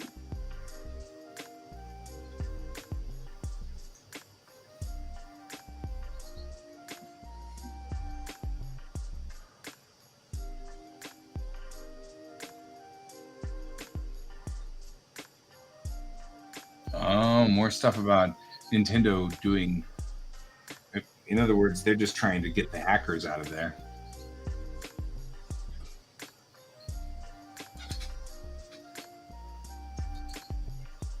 So, some user This is something very specific about Japan. Japan's an island, and so What? it's very, very critical that they deal with trash really religiously. They've got moeru gomi and moenai gomi, which is burnable and non-burnable. And then they've got bottles and wait, what was the yellow one? Yellow was something. I can't remember what yellow was. Cans. I think yellow was cans. So Something like that. the bags were color coded. If you could burn it, you put it in the red bags. If you couldn't burn it, you put it in the blue bags. If it was bottles, it went in the green bags. The yellow bags were cans. And if you screwed it up, they would put it on your doorstep to make you fix it. Yes, that's why they also do cremation, is because there's no space. They don't have the ability to just have a big, huge landfill and throw trash. So they are super strict about this. Well, cellophane is not burnable, generally speaking. It just gums up everything. If you try to burn cellophane, it turns into a black sludge that ultimately covers and coats all of the burning things, the torches in your recycler. So, and it puts noxious fumes up into the air. So it's not burnable. It's going to be a blue bag thing. You have to put it in the blue bag, right? Well, if you have too many things that are in those blue bags, then the government starts to get mad at you for it because you're piling crap up that they can't deal with. They can't handle it. They can't put it somewhere. So they get really angry with you at some point. And these companies are generating tons of this cellophane, which is one of the reasons they outsourced to Korea in the beginning, was because Korea could throw away the cells and the paints. The paints are also super noxious, right? Well, unlike Disney, you can't just wash those off and throw that paint into the water system. It can't go because the paint was very in the 70s and the 80s. The paint was very lead based and had horrible things in it, chemicals and crap like that. And so they can't wash those cells off because that put the paint into the water system. So they couldn't wash them. They couldn't throw them away. So now what you have is they have to hide them, which is why it was sad that they didn't come around to realizing there was a secondary market on those cells, because they could have shipped them over here and people would have bought them and given them $1 gajillion. But the higher ups in the companies didn't realize the higher ups did not believe that we were a secondary market until literally the late 90s, almost right at 2000 or 2001. That's when they started to realize we had a secondary market in the United States and all over the world. And so by that time, they were switching to digital. So some of those late cells still made it out. And people would collect the pretty cells and put them in their houses or whatever. And those then would make it to a secondary market later on. But they were super rare, super rare. And so it was very difficult to get them. So what happened was in the middle 90s, people from here who already knew that there was a secondary market because they went to the conventions and saw them at the conventions would go to Japan, get a job with ArtMic, and all they had to do was just clean this cellophane, get the fingerprints off, and that was their whole job or whatever. And that was their job during the day. And at night, they would go rescue cells from the trash. And they'd go dumpster diving effectively and loading up their houses with cells. And they'd ship those back here, and then people would sell them at conventions. But it took too long for the companies to realize that there was a secondary market. By the time they caught on to that, because the thing is that people don't realize that by the mid 90s, the anime industry in Japan was dying. It was about gone. It was totally dying. And it was because it was too expensive to make them. They couldn't deal with all of the the ways of handling things, and people weren't paying enough money for them. They had thrown a couple of shows over to America, and they were selling them for dirt cheap, which is one of the reasons why you got Voltron and Robotech, was because Robotech, the Harmony Gold went over to Japan and just bought Macross, Southern Cross, and Genesis Climber Most Piata for like peanuts, and then brought them back over here. And then a guy named Carl Masek just rewrote the whole scripts, and then when they dubbed them, they just came up with this story that all three of them were the same show, and they weren't. They were three completely different shows. But it was the 80s and nobody cared, and they got it for dirt cheap, and then they threw it on TV and it became popular as Robotech. And all of a sudden things were starting to change. They did the same thing. They went over, it was who was it? I can't think of it. One of the other companies went over and grabbed Go Lion and Dairuger 15 and one other anime, which I cannot remember, and brought those back, tied them all together, and made Voltron. But it was the same thing. They weren't connected in Japan. They weren't written to be connected. The only thing that was connecting them was Macross, Southern Cross, and Genesis Climber Most Piata were all about transforming robots that you wore. So, like suits. They were all three of those were a spin-off of the Gundam world. So Gundam had mobile suits. You got into them and drove them around like a tank. And so when Gundam got popular, people spawned off of that, and they made transforming Gundams that you could wear. And that's the only thing that connected the three shows that became Robotech.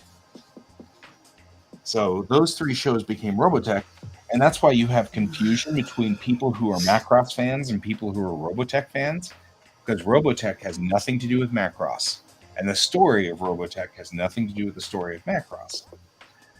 Moreover, after Macross got very popular in Japan and spawned its own set of spin-offs. So there's an entire story arc that goes through Macross, and then there's an entire story arc that goes through Robotech via Macross. And the first 36 episodes are the same to both of those stories. But everything after that's completely different. And that's the thing, and that's why we got anime around the world, was because they were selling them for dirt cheap. Those shows were really cheap. You'd go to Japan and you could buy them for pennies on the dollar, and they were super cheap.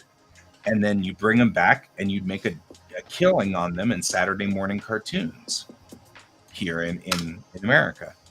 And then it started spreading through Europe and started spreading through all over the world. And then by the time Japan figured it out,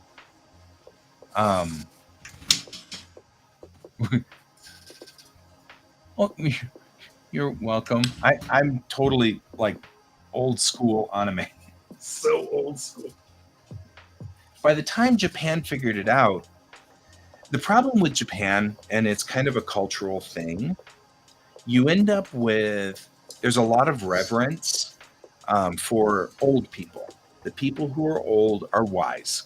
Therefore, you must listen to the old people. Well, the old people who were in charge of all of these animation companies, they were used to the 50s and the 60s where, thank you. The 50s and the 60s, which is when things like Tetsuan Atom came out. When Tetsuan Atom came out, we brought it over as Astro Boy. But it was supposed to be a big thing. They were shocked. They were amazed. And it was supposed to be great, and it did very poorly here in America in the 50s. In fact, it wasn't received well at all. And so the animation industry just gave up. They were like, I guess this is a Japanese-only thing, anime is. And part of it was because Tetsuan Atom handled themes that nobody wanted to see in the Jetsons, Tom and Jerry era of American television. They were handling big, heavy plots. They were handling adult situations, things like that. That wasn't what you could watch. So the TV stations wouldn't broadcast Tetsuo and Adam. They wouldn't broadcast Astro Boy. So you only ended up with Astro Boy coming out in New York and LA and very, what we would call blue markets, very liberal markets. The conservative markets wouldn't even show them. So a lot of America never saw them. And so because of that, they believed that it was not something that worked here.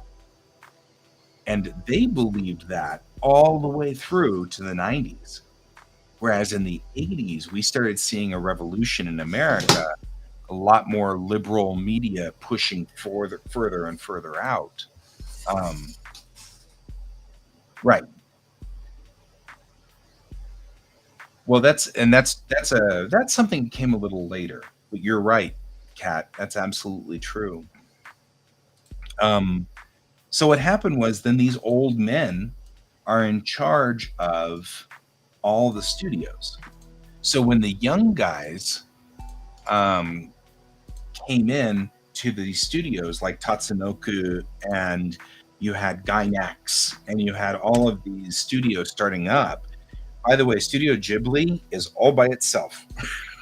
What happens in Studio Ghibli is its own little universe. What happens in Studio Ghibli stays with different Studio monster. Ghibli. And that's all because Miyazaki has a very specific set of ethics that he follows that have nothing to do with what happened in the 60s.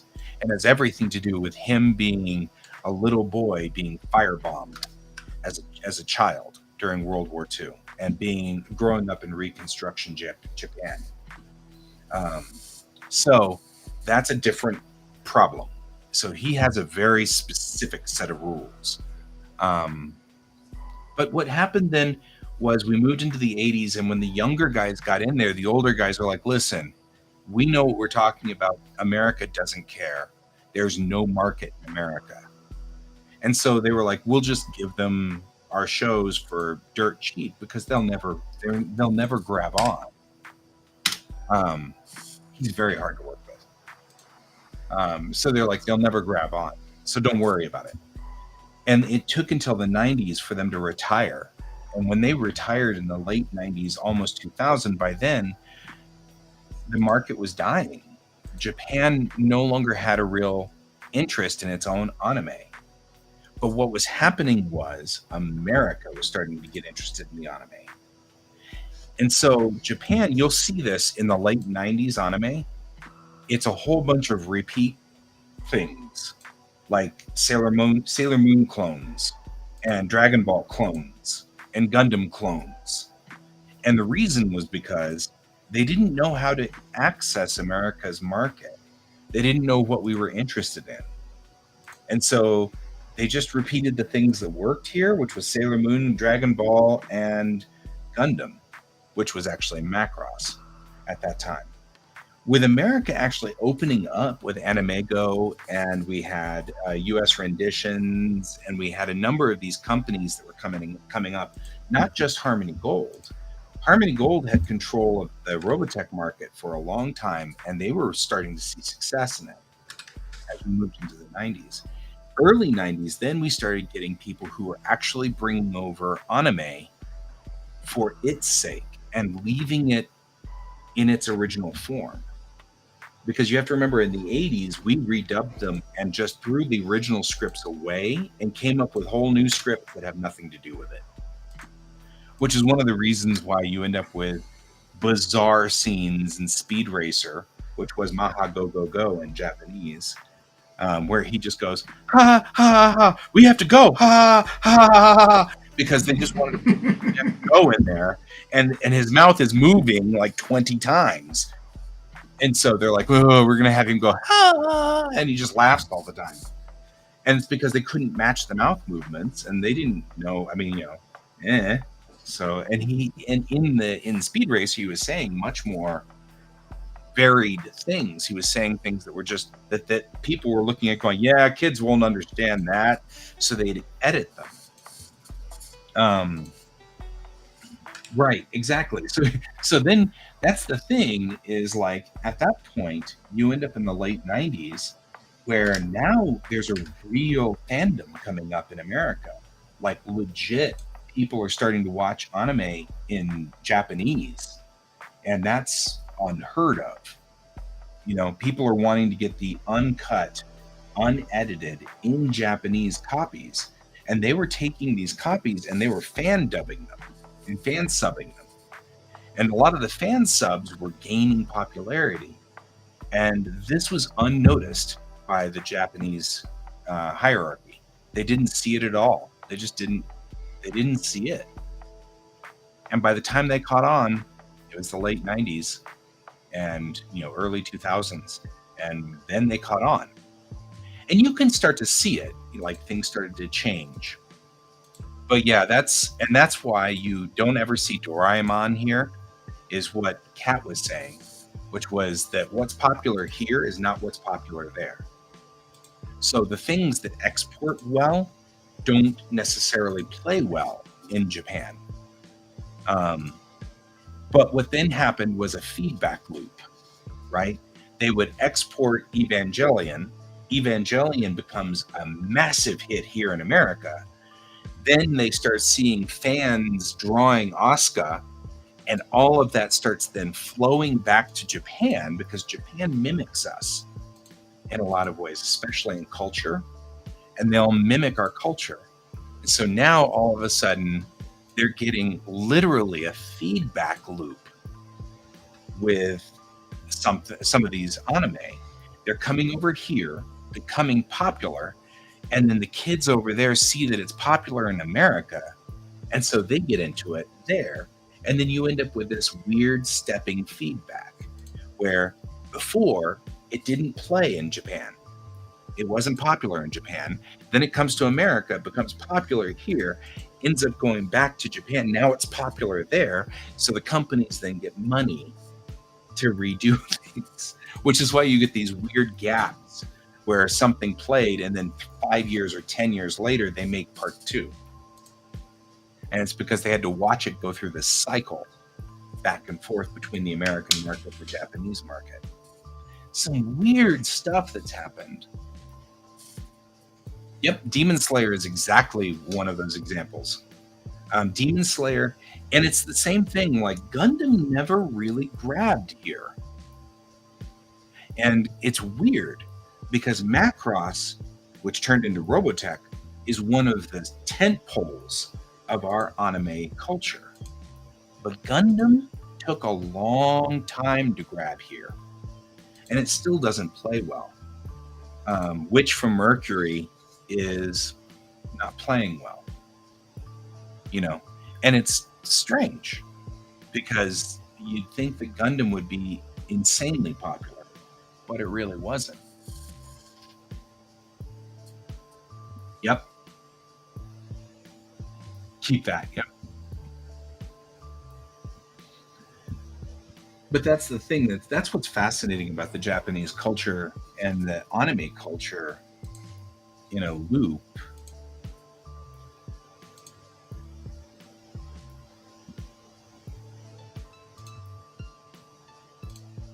So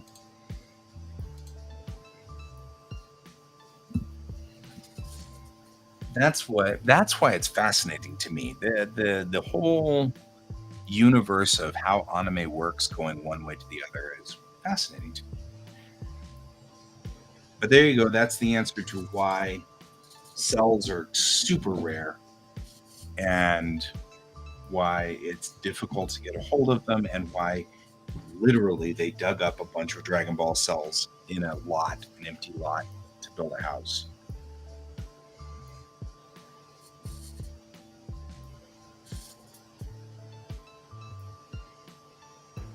Right. Well, Doraemon is super popular. Crayon Shin-chan is super popular. And we never hear about them here. They're so popular that Crayon Shin-chan, I think, is it's got like a world record for the longest running animated show or something. Because It's like people keep thinking it's The Simpsons, and Crayon Shinchan is still going today, and it started in like 1968 or something like that. And I mean, like, and nobody knows about it because it doesn't export. Crayon Shinchan is about a kid in a Japanese household, and a lot of the episodes revolve things like not using chopsticks properly, or him, doing something embarrassing with his rice bowl, which has nothing to do with what we would call embarrassing. And in fact, it would be completely like not, we wouldn't understand it, but he put his chopsticks straight down into the rice. And oh my God, and so like the general American culture wouldn't understand that. And instead you have, oh yeah, oh totally. Crayon Shinchan is great for getting into that. That and What's Michael? What's Michael's fascinating for getting into culture. It's very useful on that instance. Yotsuba. I love Yotsuba. God. I got into Yotsuba from Kodomo no Omocha, bizarrely. That's how I entered into Yotsuba. God, Yotsuba. And what was the other one that was Yotsuba by the same author? Yotsuba. Because it wasn't Kodomo no Omocha. Kodomo no Omocha was an anime. Yeah. Kat, are you saying that you have a small thermonuclear generator inside you just propelling you every day? That's how we've decided. That's how she just keeps operating.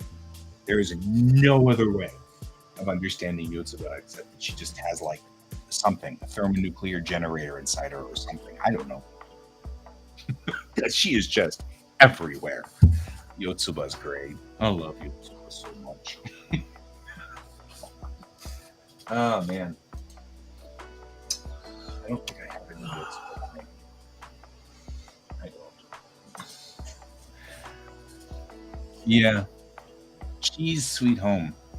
Cheese Sweet Home is one that I recommend anybody read if they want to learn the basics of just sentence structure, but you have to be careful because Yohei and Chi are both speaking in baby talk. And so if you read the comic, you have to be aware that Chi and Yohei are both speaking in baby talk. And so you have to be very they're I want to have milk, I want to go outside, stuff like that. So they're not speaking in correct Japanese. So you do have to be careful when you're reading Cheese's Sweet Home. But it's a good comic. It's so cute. Yeah, but it's simpler. So you get like really simple Japanese, like, do you want food? Do you want water? Do you want to go outside? Like those things. If you read, like, especially the mom and dad, if you read those two characters, then they're giving very, very small bits of very useful Japanese structure. Yep. And simple grammar. Cheese Sweet Home. I love Cheese Sweet Home. It's a good one.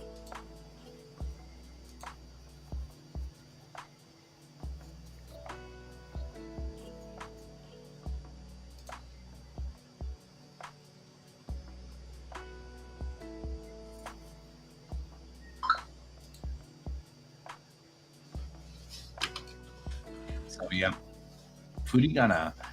Yeah, the Furigana, and that's really easy to read. Not a lot there. So.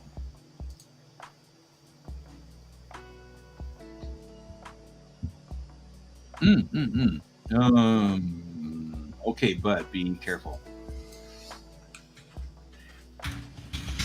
So, I will warn you though, Kat, if you use Cheese Sweet Home only for intonation and things like that, be very careful because everybody's talking like in that same mode that we would talk when we talk to children. Oh, Yotsuba. Yeah, but good luck reading. Good luck understanding what Yotsuba's saying, because she talks at the same speed she runs around. Right? So, right? So I mean, she's at that speed. So she's just like, you're like, oh my god. It's like Kodomo no Omocha. It's the same thing.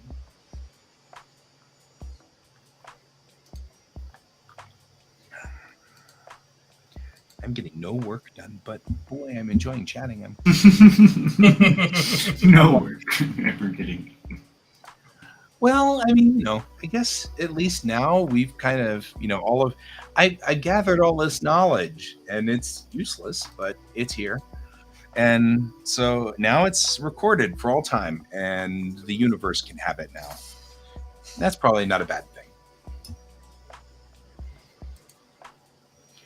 It'll be weird because then, oh yeah, there were old animation people who were there in the early days of anime, like this recording right here, and people will be like, that doesn't look like somebody talking about. Oh no, you got to go in about an hour and a half, and then he starts talking. At that point in time, it's just a gold mine of weird and obscure information. I mean, I can just imagine that. I mean, like what? What? 1, 2, 3, 4. Okay, that was weird.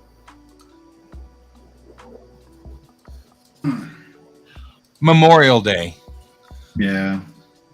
Okay. 4 jets just flew by in missing man formation. And I'm like,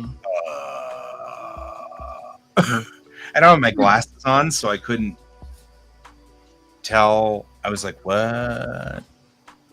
But it's Memorial Day. That makes sense. Probably Colorado National Guard. Probably F-16s.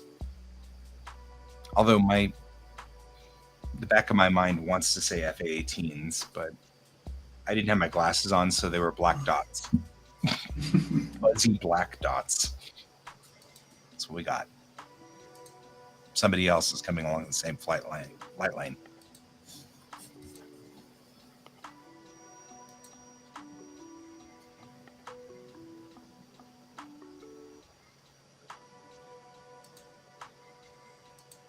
Nah, he's going away now. What are you sorry for? You don't need to be sorry, Sansi.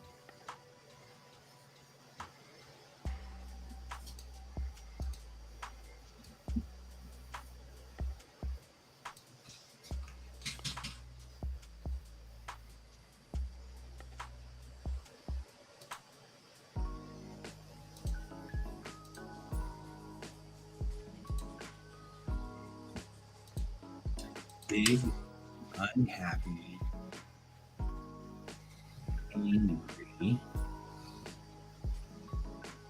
angry shoe with lots of guns. There we go. Explodey.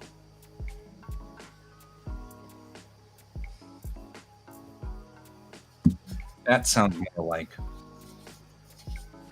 Oh, I'm not worried.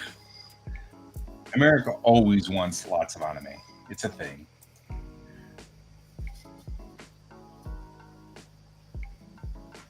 I wouldn't worry too terribly much about it.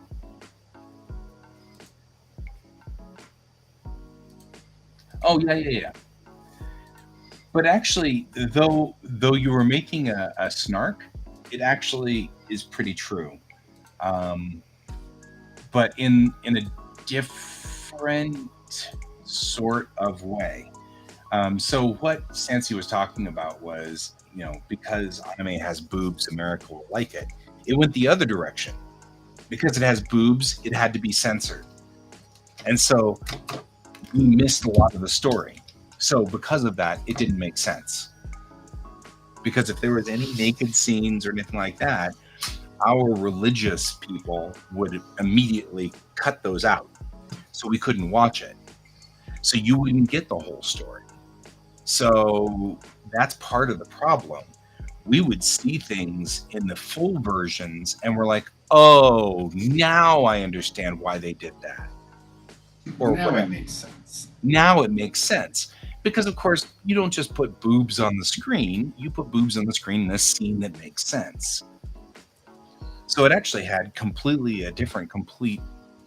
It actually was part of the reason why in the early 90s, those of us that were into anime, we were still getting it fan subbed. So people would, or fan subbed or just straight, right? People would record it off of TV in Japan and then put it on a videotape and then send the videotape to us in the mail.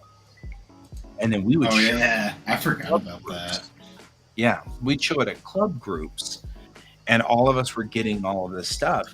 And what you'd end up with is, I've got these. I'll show you here because this is actually kind of cool. We'd get these, and I still have these. We'd get these. These are synopsis of what was going on. Oh, it's all right. And what you'd end up with, and this is fascinating to look at now, is you'd end up with synopses, right? So it's hard to read because my camera doesn't want to focus on it. But this we were watching in this in this particular issue. This is November of 1998, right? November of 1998. Our local, this is the Denver Anime Club, had this Marmalade Boy number 43, and in here, a fan gave a synopsis. And here is a complete scene-by-scene synopsis of the whole thing. Oh, here's one of my favorite shows. Tayoshi Chaozo, you're under arrest. I love Tayoshi Chaozo. It's one of my favorites. I remember watching this. So it's Tayoshi Chaozo File 17. That 20-year-old girl is my mother. So, I mean, like, that's what this was. We were watching at the time, Yu Yu Hakusho number 54. 58. Number 58. Yu Yu Hakusho 58. Right? And then the movie for this night was Char's Counterattack. Gundam. I love Char's Counterattack. So Char's Counterattack, by the way, one of the reasons I love it, of course, is because the character designs were by my favorite artist of all time, Haruhiko Mikimoto. So, yeah. And here is pretty much the entire synopsis all the way through. Right? And comes with its own table of contents, special thanks, what you're supposed to do at the meeting. Please don't be stupid. I love the rules of things. VCR setup. Setup for recording starts at 1:30 p.m. People may patch in during breaks and programming only once the meeting has started. Remote control use is prohibited during programming. If you need help patching in, please ask. Because we daisy chain all of our VCRs together. And you'd record what was being shown on the screen. You had to be there at 1:30 or else you wouldn't patch in at the top. And there was like a rule. The best VCRs were always at the front and the worst VCRs were always at the end. So if you had a 4-head VCR with gold-plated RCA jacks, you'd be at the top of the line. Right? So, like, that was stuff that we would do. And I actually stole my mom's 4-head VCR every time to take to these things because that got me to the front of the line.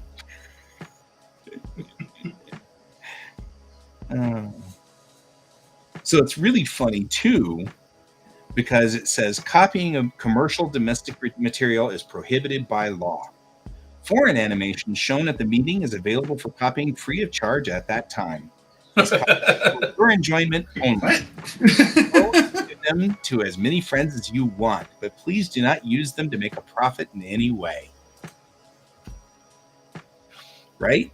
Because back then, that was part of this whole thing. In the 90s, anime was just starting to get over here, and as long as it hadn't been shown in America, we were clear of copyright laws. Isn't that weird? What a weird world we lived in the 90s.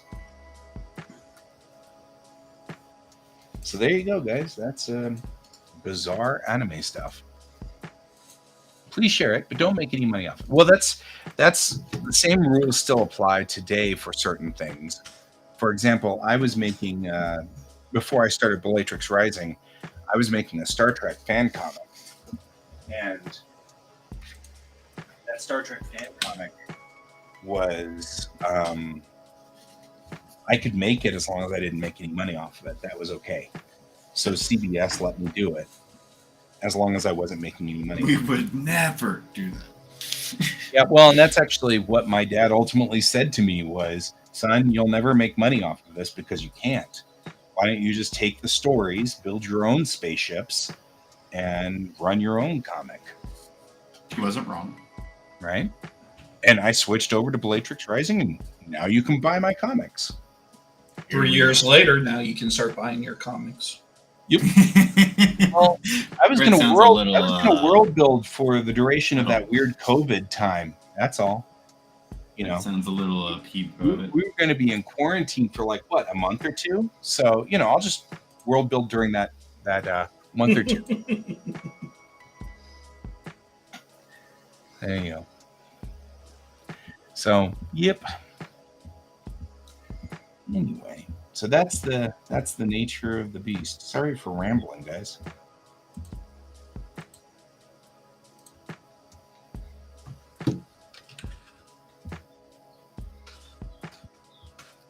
So,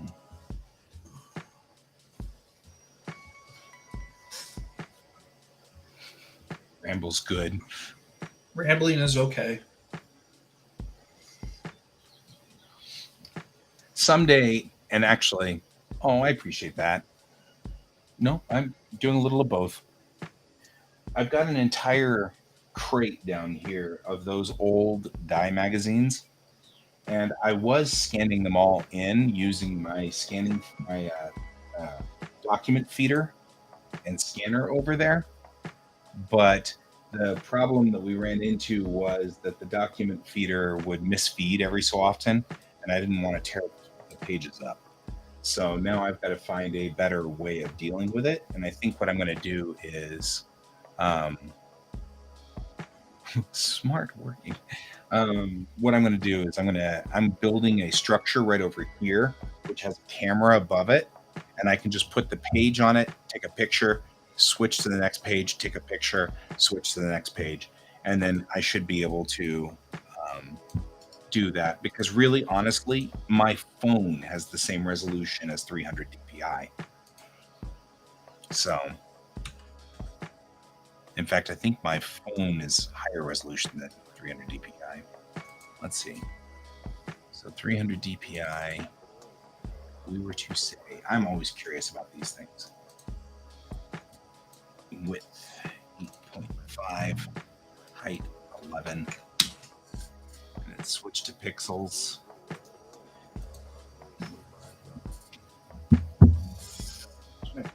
Here's the pin. It was 2550 by 3300. 300.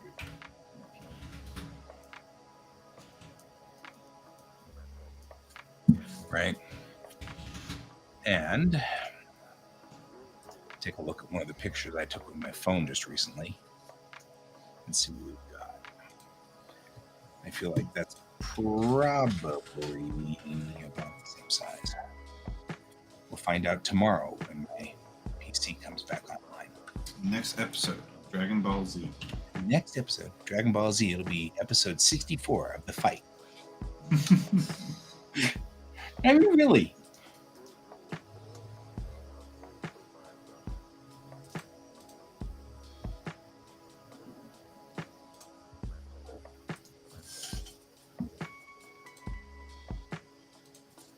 Well, it's still smaller. That's kind of shocking. I would not have expected that. I thought my phone was higher res, but it's 1800 by 2919. Not much smaller though. And then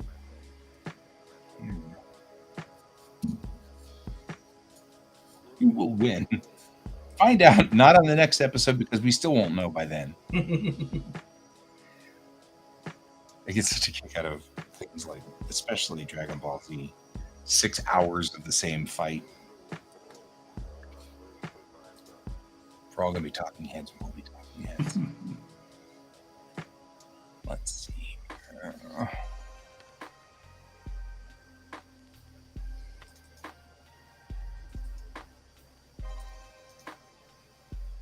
see what we got here.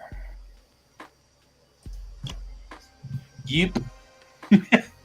Okay, that's fair.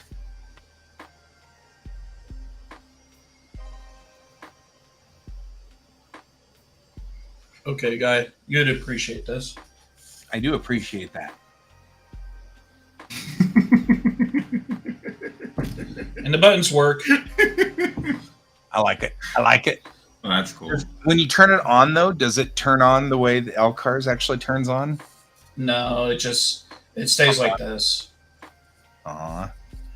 That was one of the coolest scenes where they, like they showed the back wall and the science stations, and it was just like beep, all the lights on all the LCARs. Okay, so 2 things I have learned. One, my camera still reigns supreme. So my phone takes resolution 1800 by 2919. But and 8.5 by 11 at 300 DPI is 2550 by 3300. My camera, on the other hand, my Canon T6i, is 3368 by 6000. So it's about 500 DPI, 8.5 by 11 at 500 DPI, almost 600 DPI. What is 600 DPI? New. Right? We'll say inches, and we'll say width. 8.5 and 11 at 600 DPI becomes just a little above that. Not much. 600 is 5100 by 6600.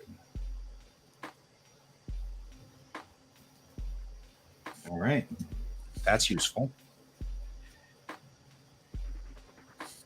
So my phone doesn't take pictures anywhere. My phone takes pictures about 96 DPI. That's fair.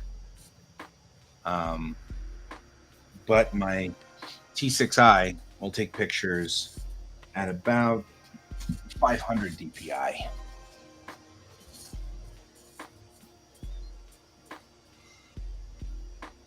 You're working on a Scratch project? Plausibly. The person I would ask is Brent. Brent is the computer person here. I get lost. I don't know Scratch that well. Yeah. The game Scratch program? Yeah. No, Scratch is a Programming language. Computer software programming language. That is relatively object oriented, I think. Because my kiddo already is a master of Scratch, and he's now starting to move to C, but it's kind of an uphill battle for him. Oh yeah, I built the game in Scratch. It was fun. Yep. See, they didn't have that type of stuff when I was in school. Makes me angry. Oh, I actually, funny thing is, I built it in college, not actual like high school or younger. We had nothing like that going all the way from elementary even into some college. Yeah. I mean, I got this for. It's the intro to games. Like, hey, here's one of the intro. Like, it was you had to do design, coding, and then do them together, which was kind of how Scratch ended up. And it was kind of a, hey, which direction are you really trying to go for? Sansi, if you post the link, it depends on are you on my Twitch or are you on Kan's Twitch? Because Kan's got a Nightbot that'll zap you if you try to put out a URL. Why? I don't know. You might want to switch over to GS Davis Art on that thread. Because my Twitch doesn't have a Nightbot. I don't know. His Nightbot's grumpy.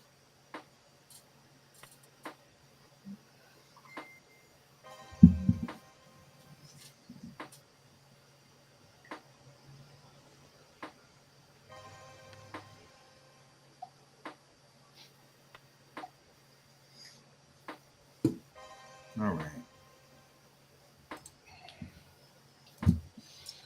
All right. Well, I'm going to get going.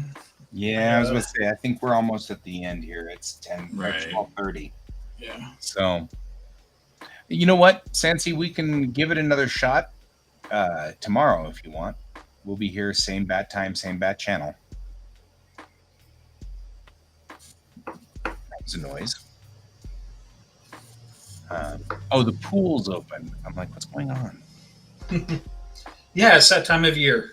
It's that time of year. Kiddos went to pool like twice already. Merrick, you are here. I was worried just run you off out of town. Sorry about that. I didn't mean to run you off. There we go. Put that down here. We will see you guys all later. We'll be on. You be a lurking. You be a lurking. Yep. So see you guys then tonight, and I'll be on again tonight, and we'll be on again tomorrow morning. And then remember, for all of the people who are here, just a reminder, I'm going to be out of town from Wednesday to Wednesday, so there will be no day streams, I don't think, because nobody actually has admin control. So none of the day guys have admin control of the restreamer. So there won't be any day streams. There will be night streams. Can said he wanted to continue doing night streams, but the day streams will be stopped until the following Wednesday. I'll be back then again for one stream before we get off to Iacon, and then that's simple solution. Give admin. I don't know if Pepper wants it. I don't think Pepper wants the. I don't think so. Admin. I don't think he does. So he'd be the one that we'd want to give to, but I don't think he wants to mess with it. So there's that. So this is a day stream, so you'll lose this stream for the next week. Here, I'll show you. We've got the stream information here. The first one's the day stream, and the second one's the night stream.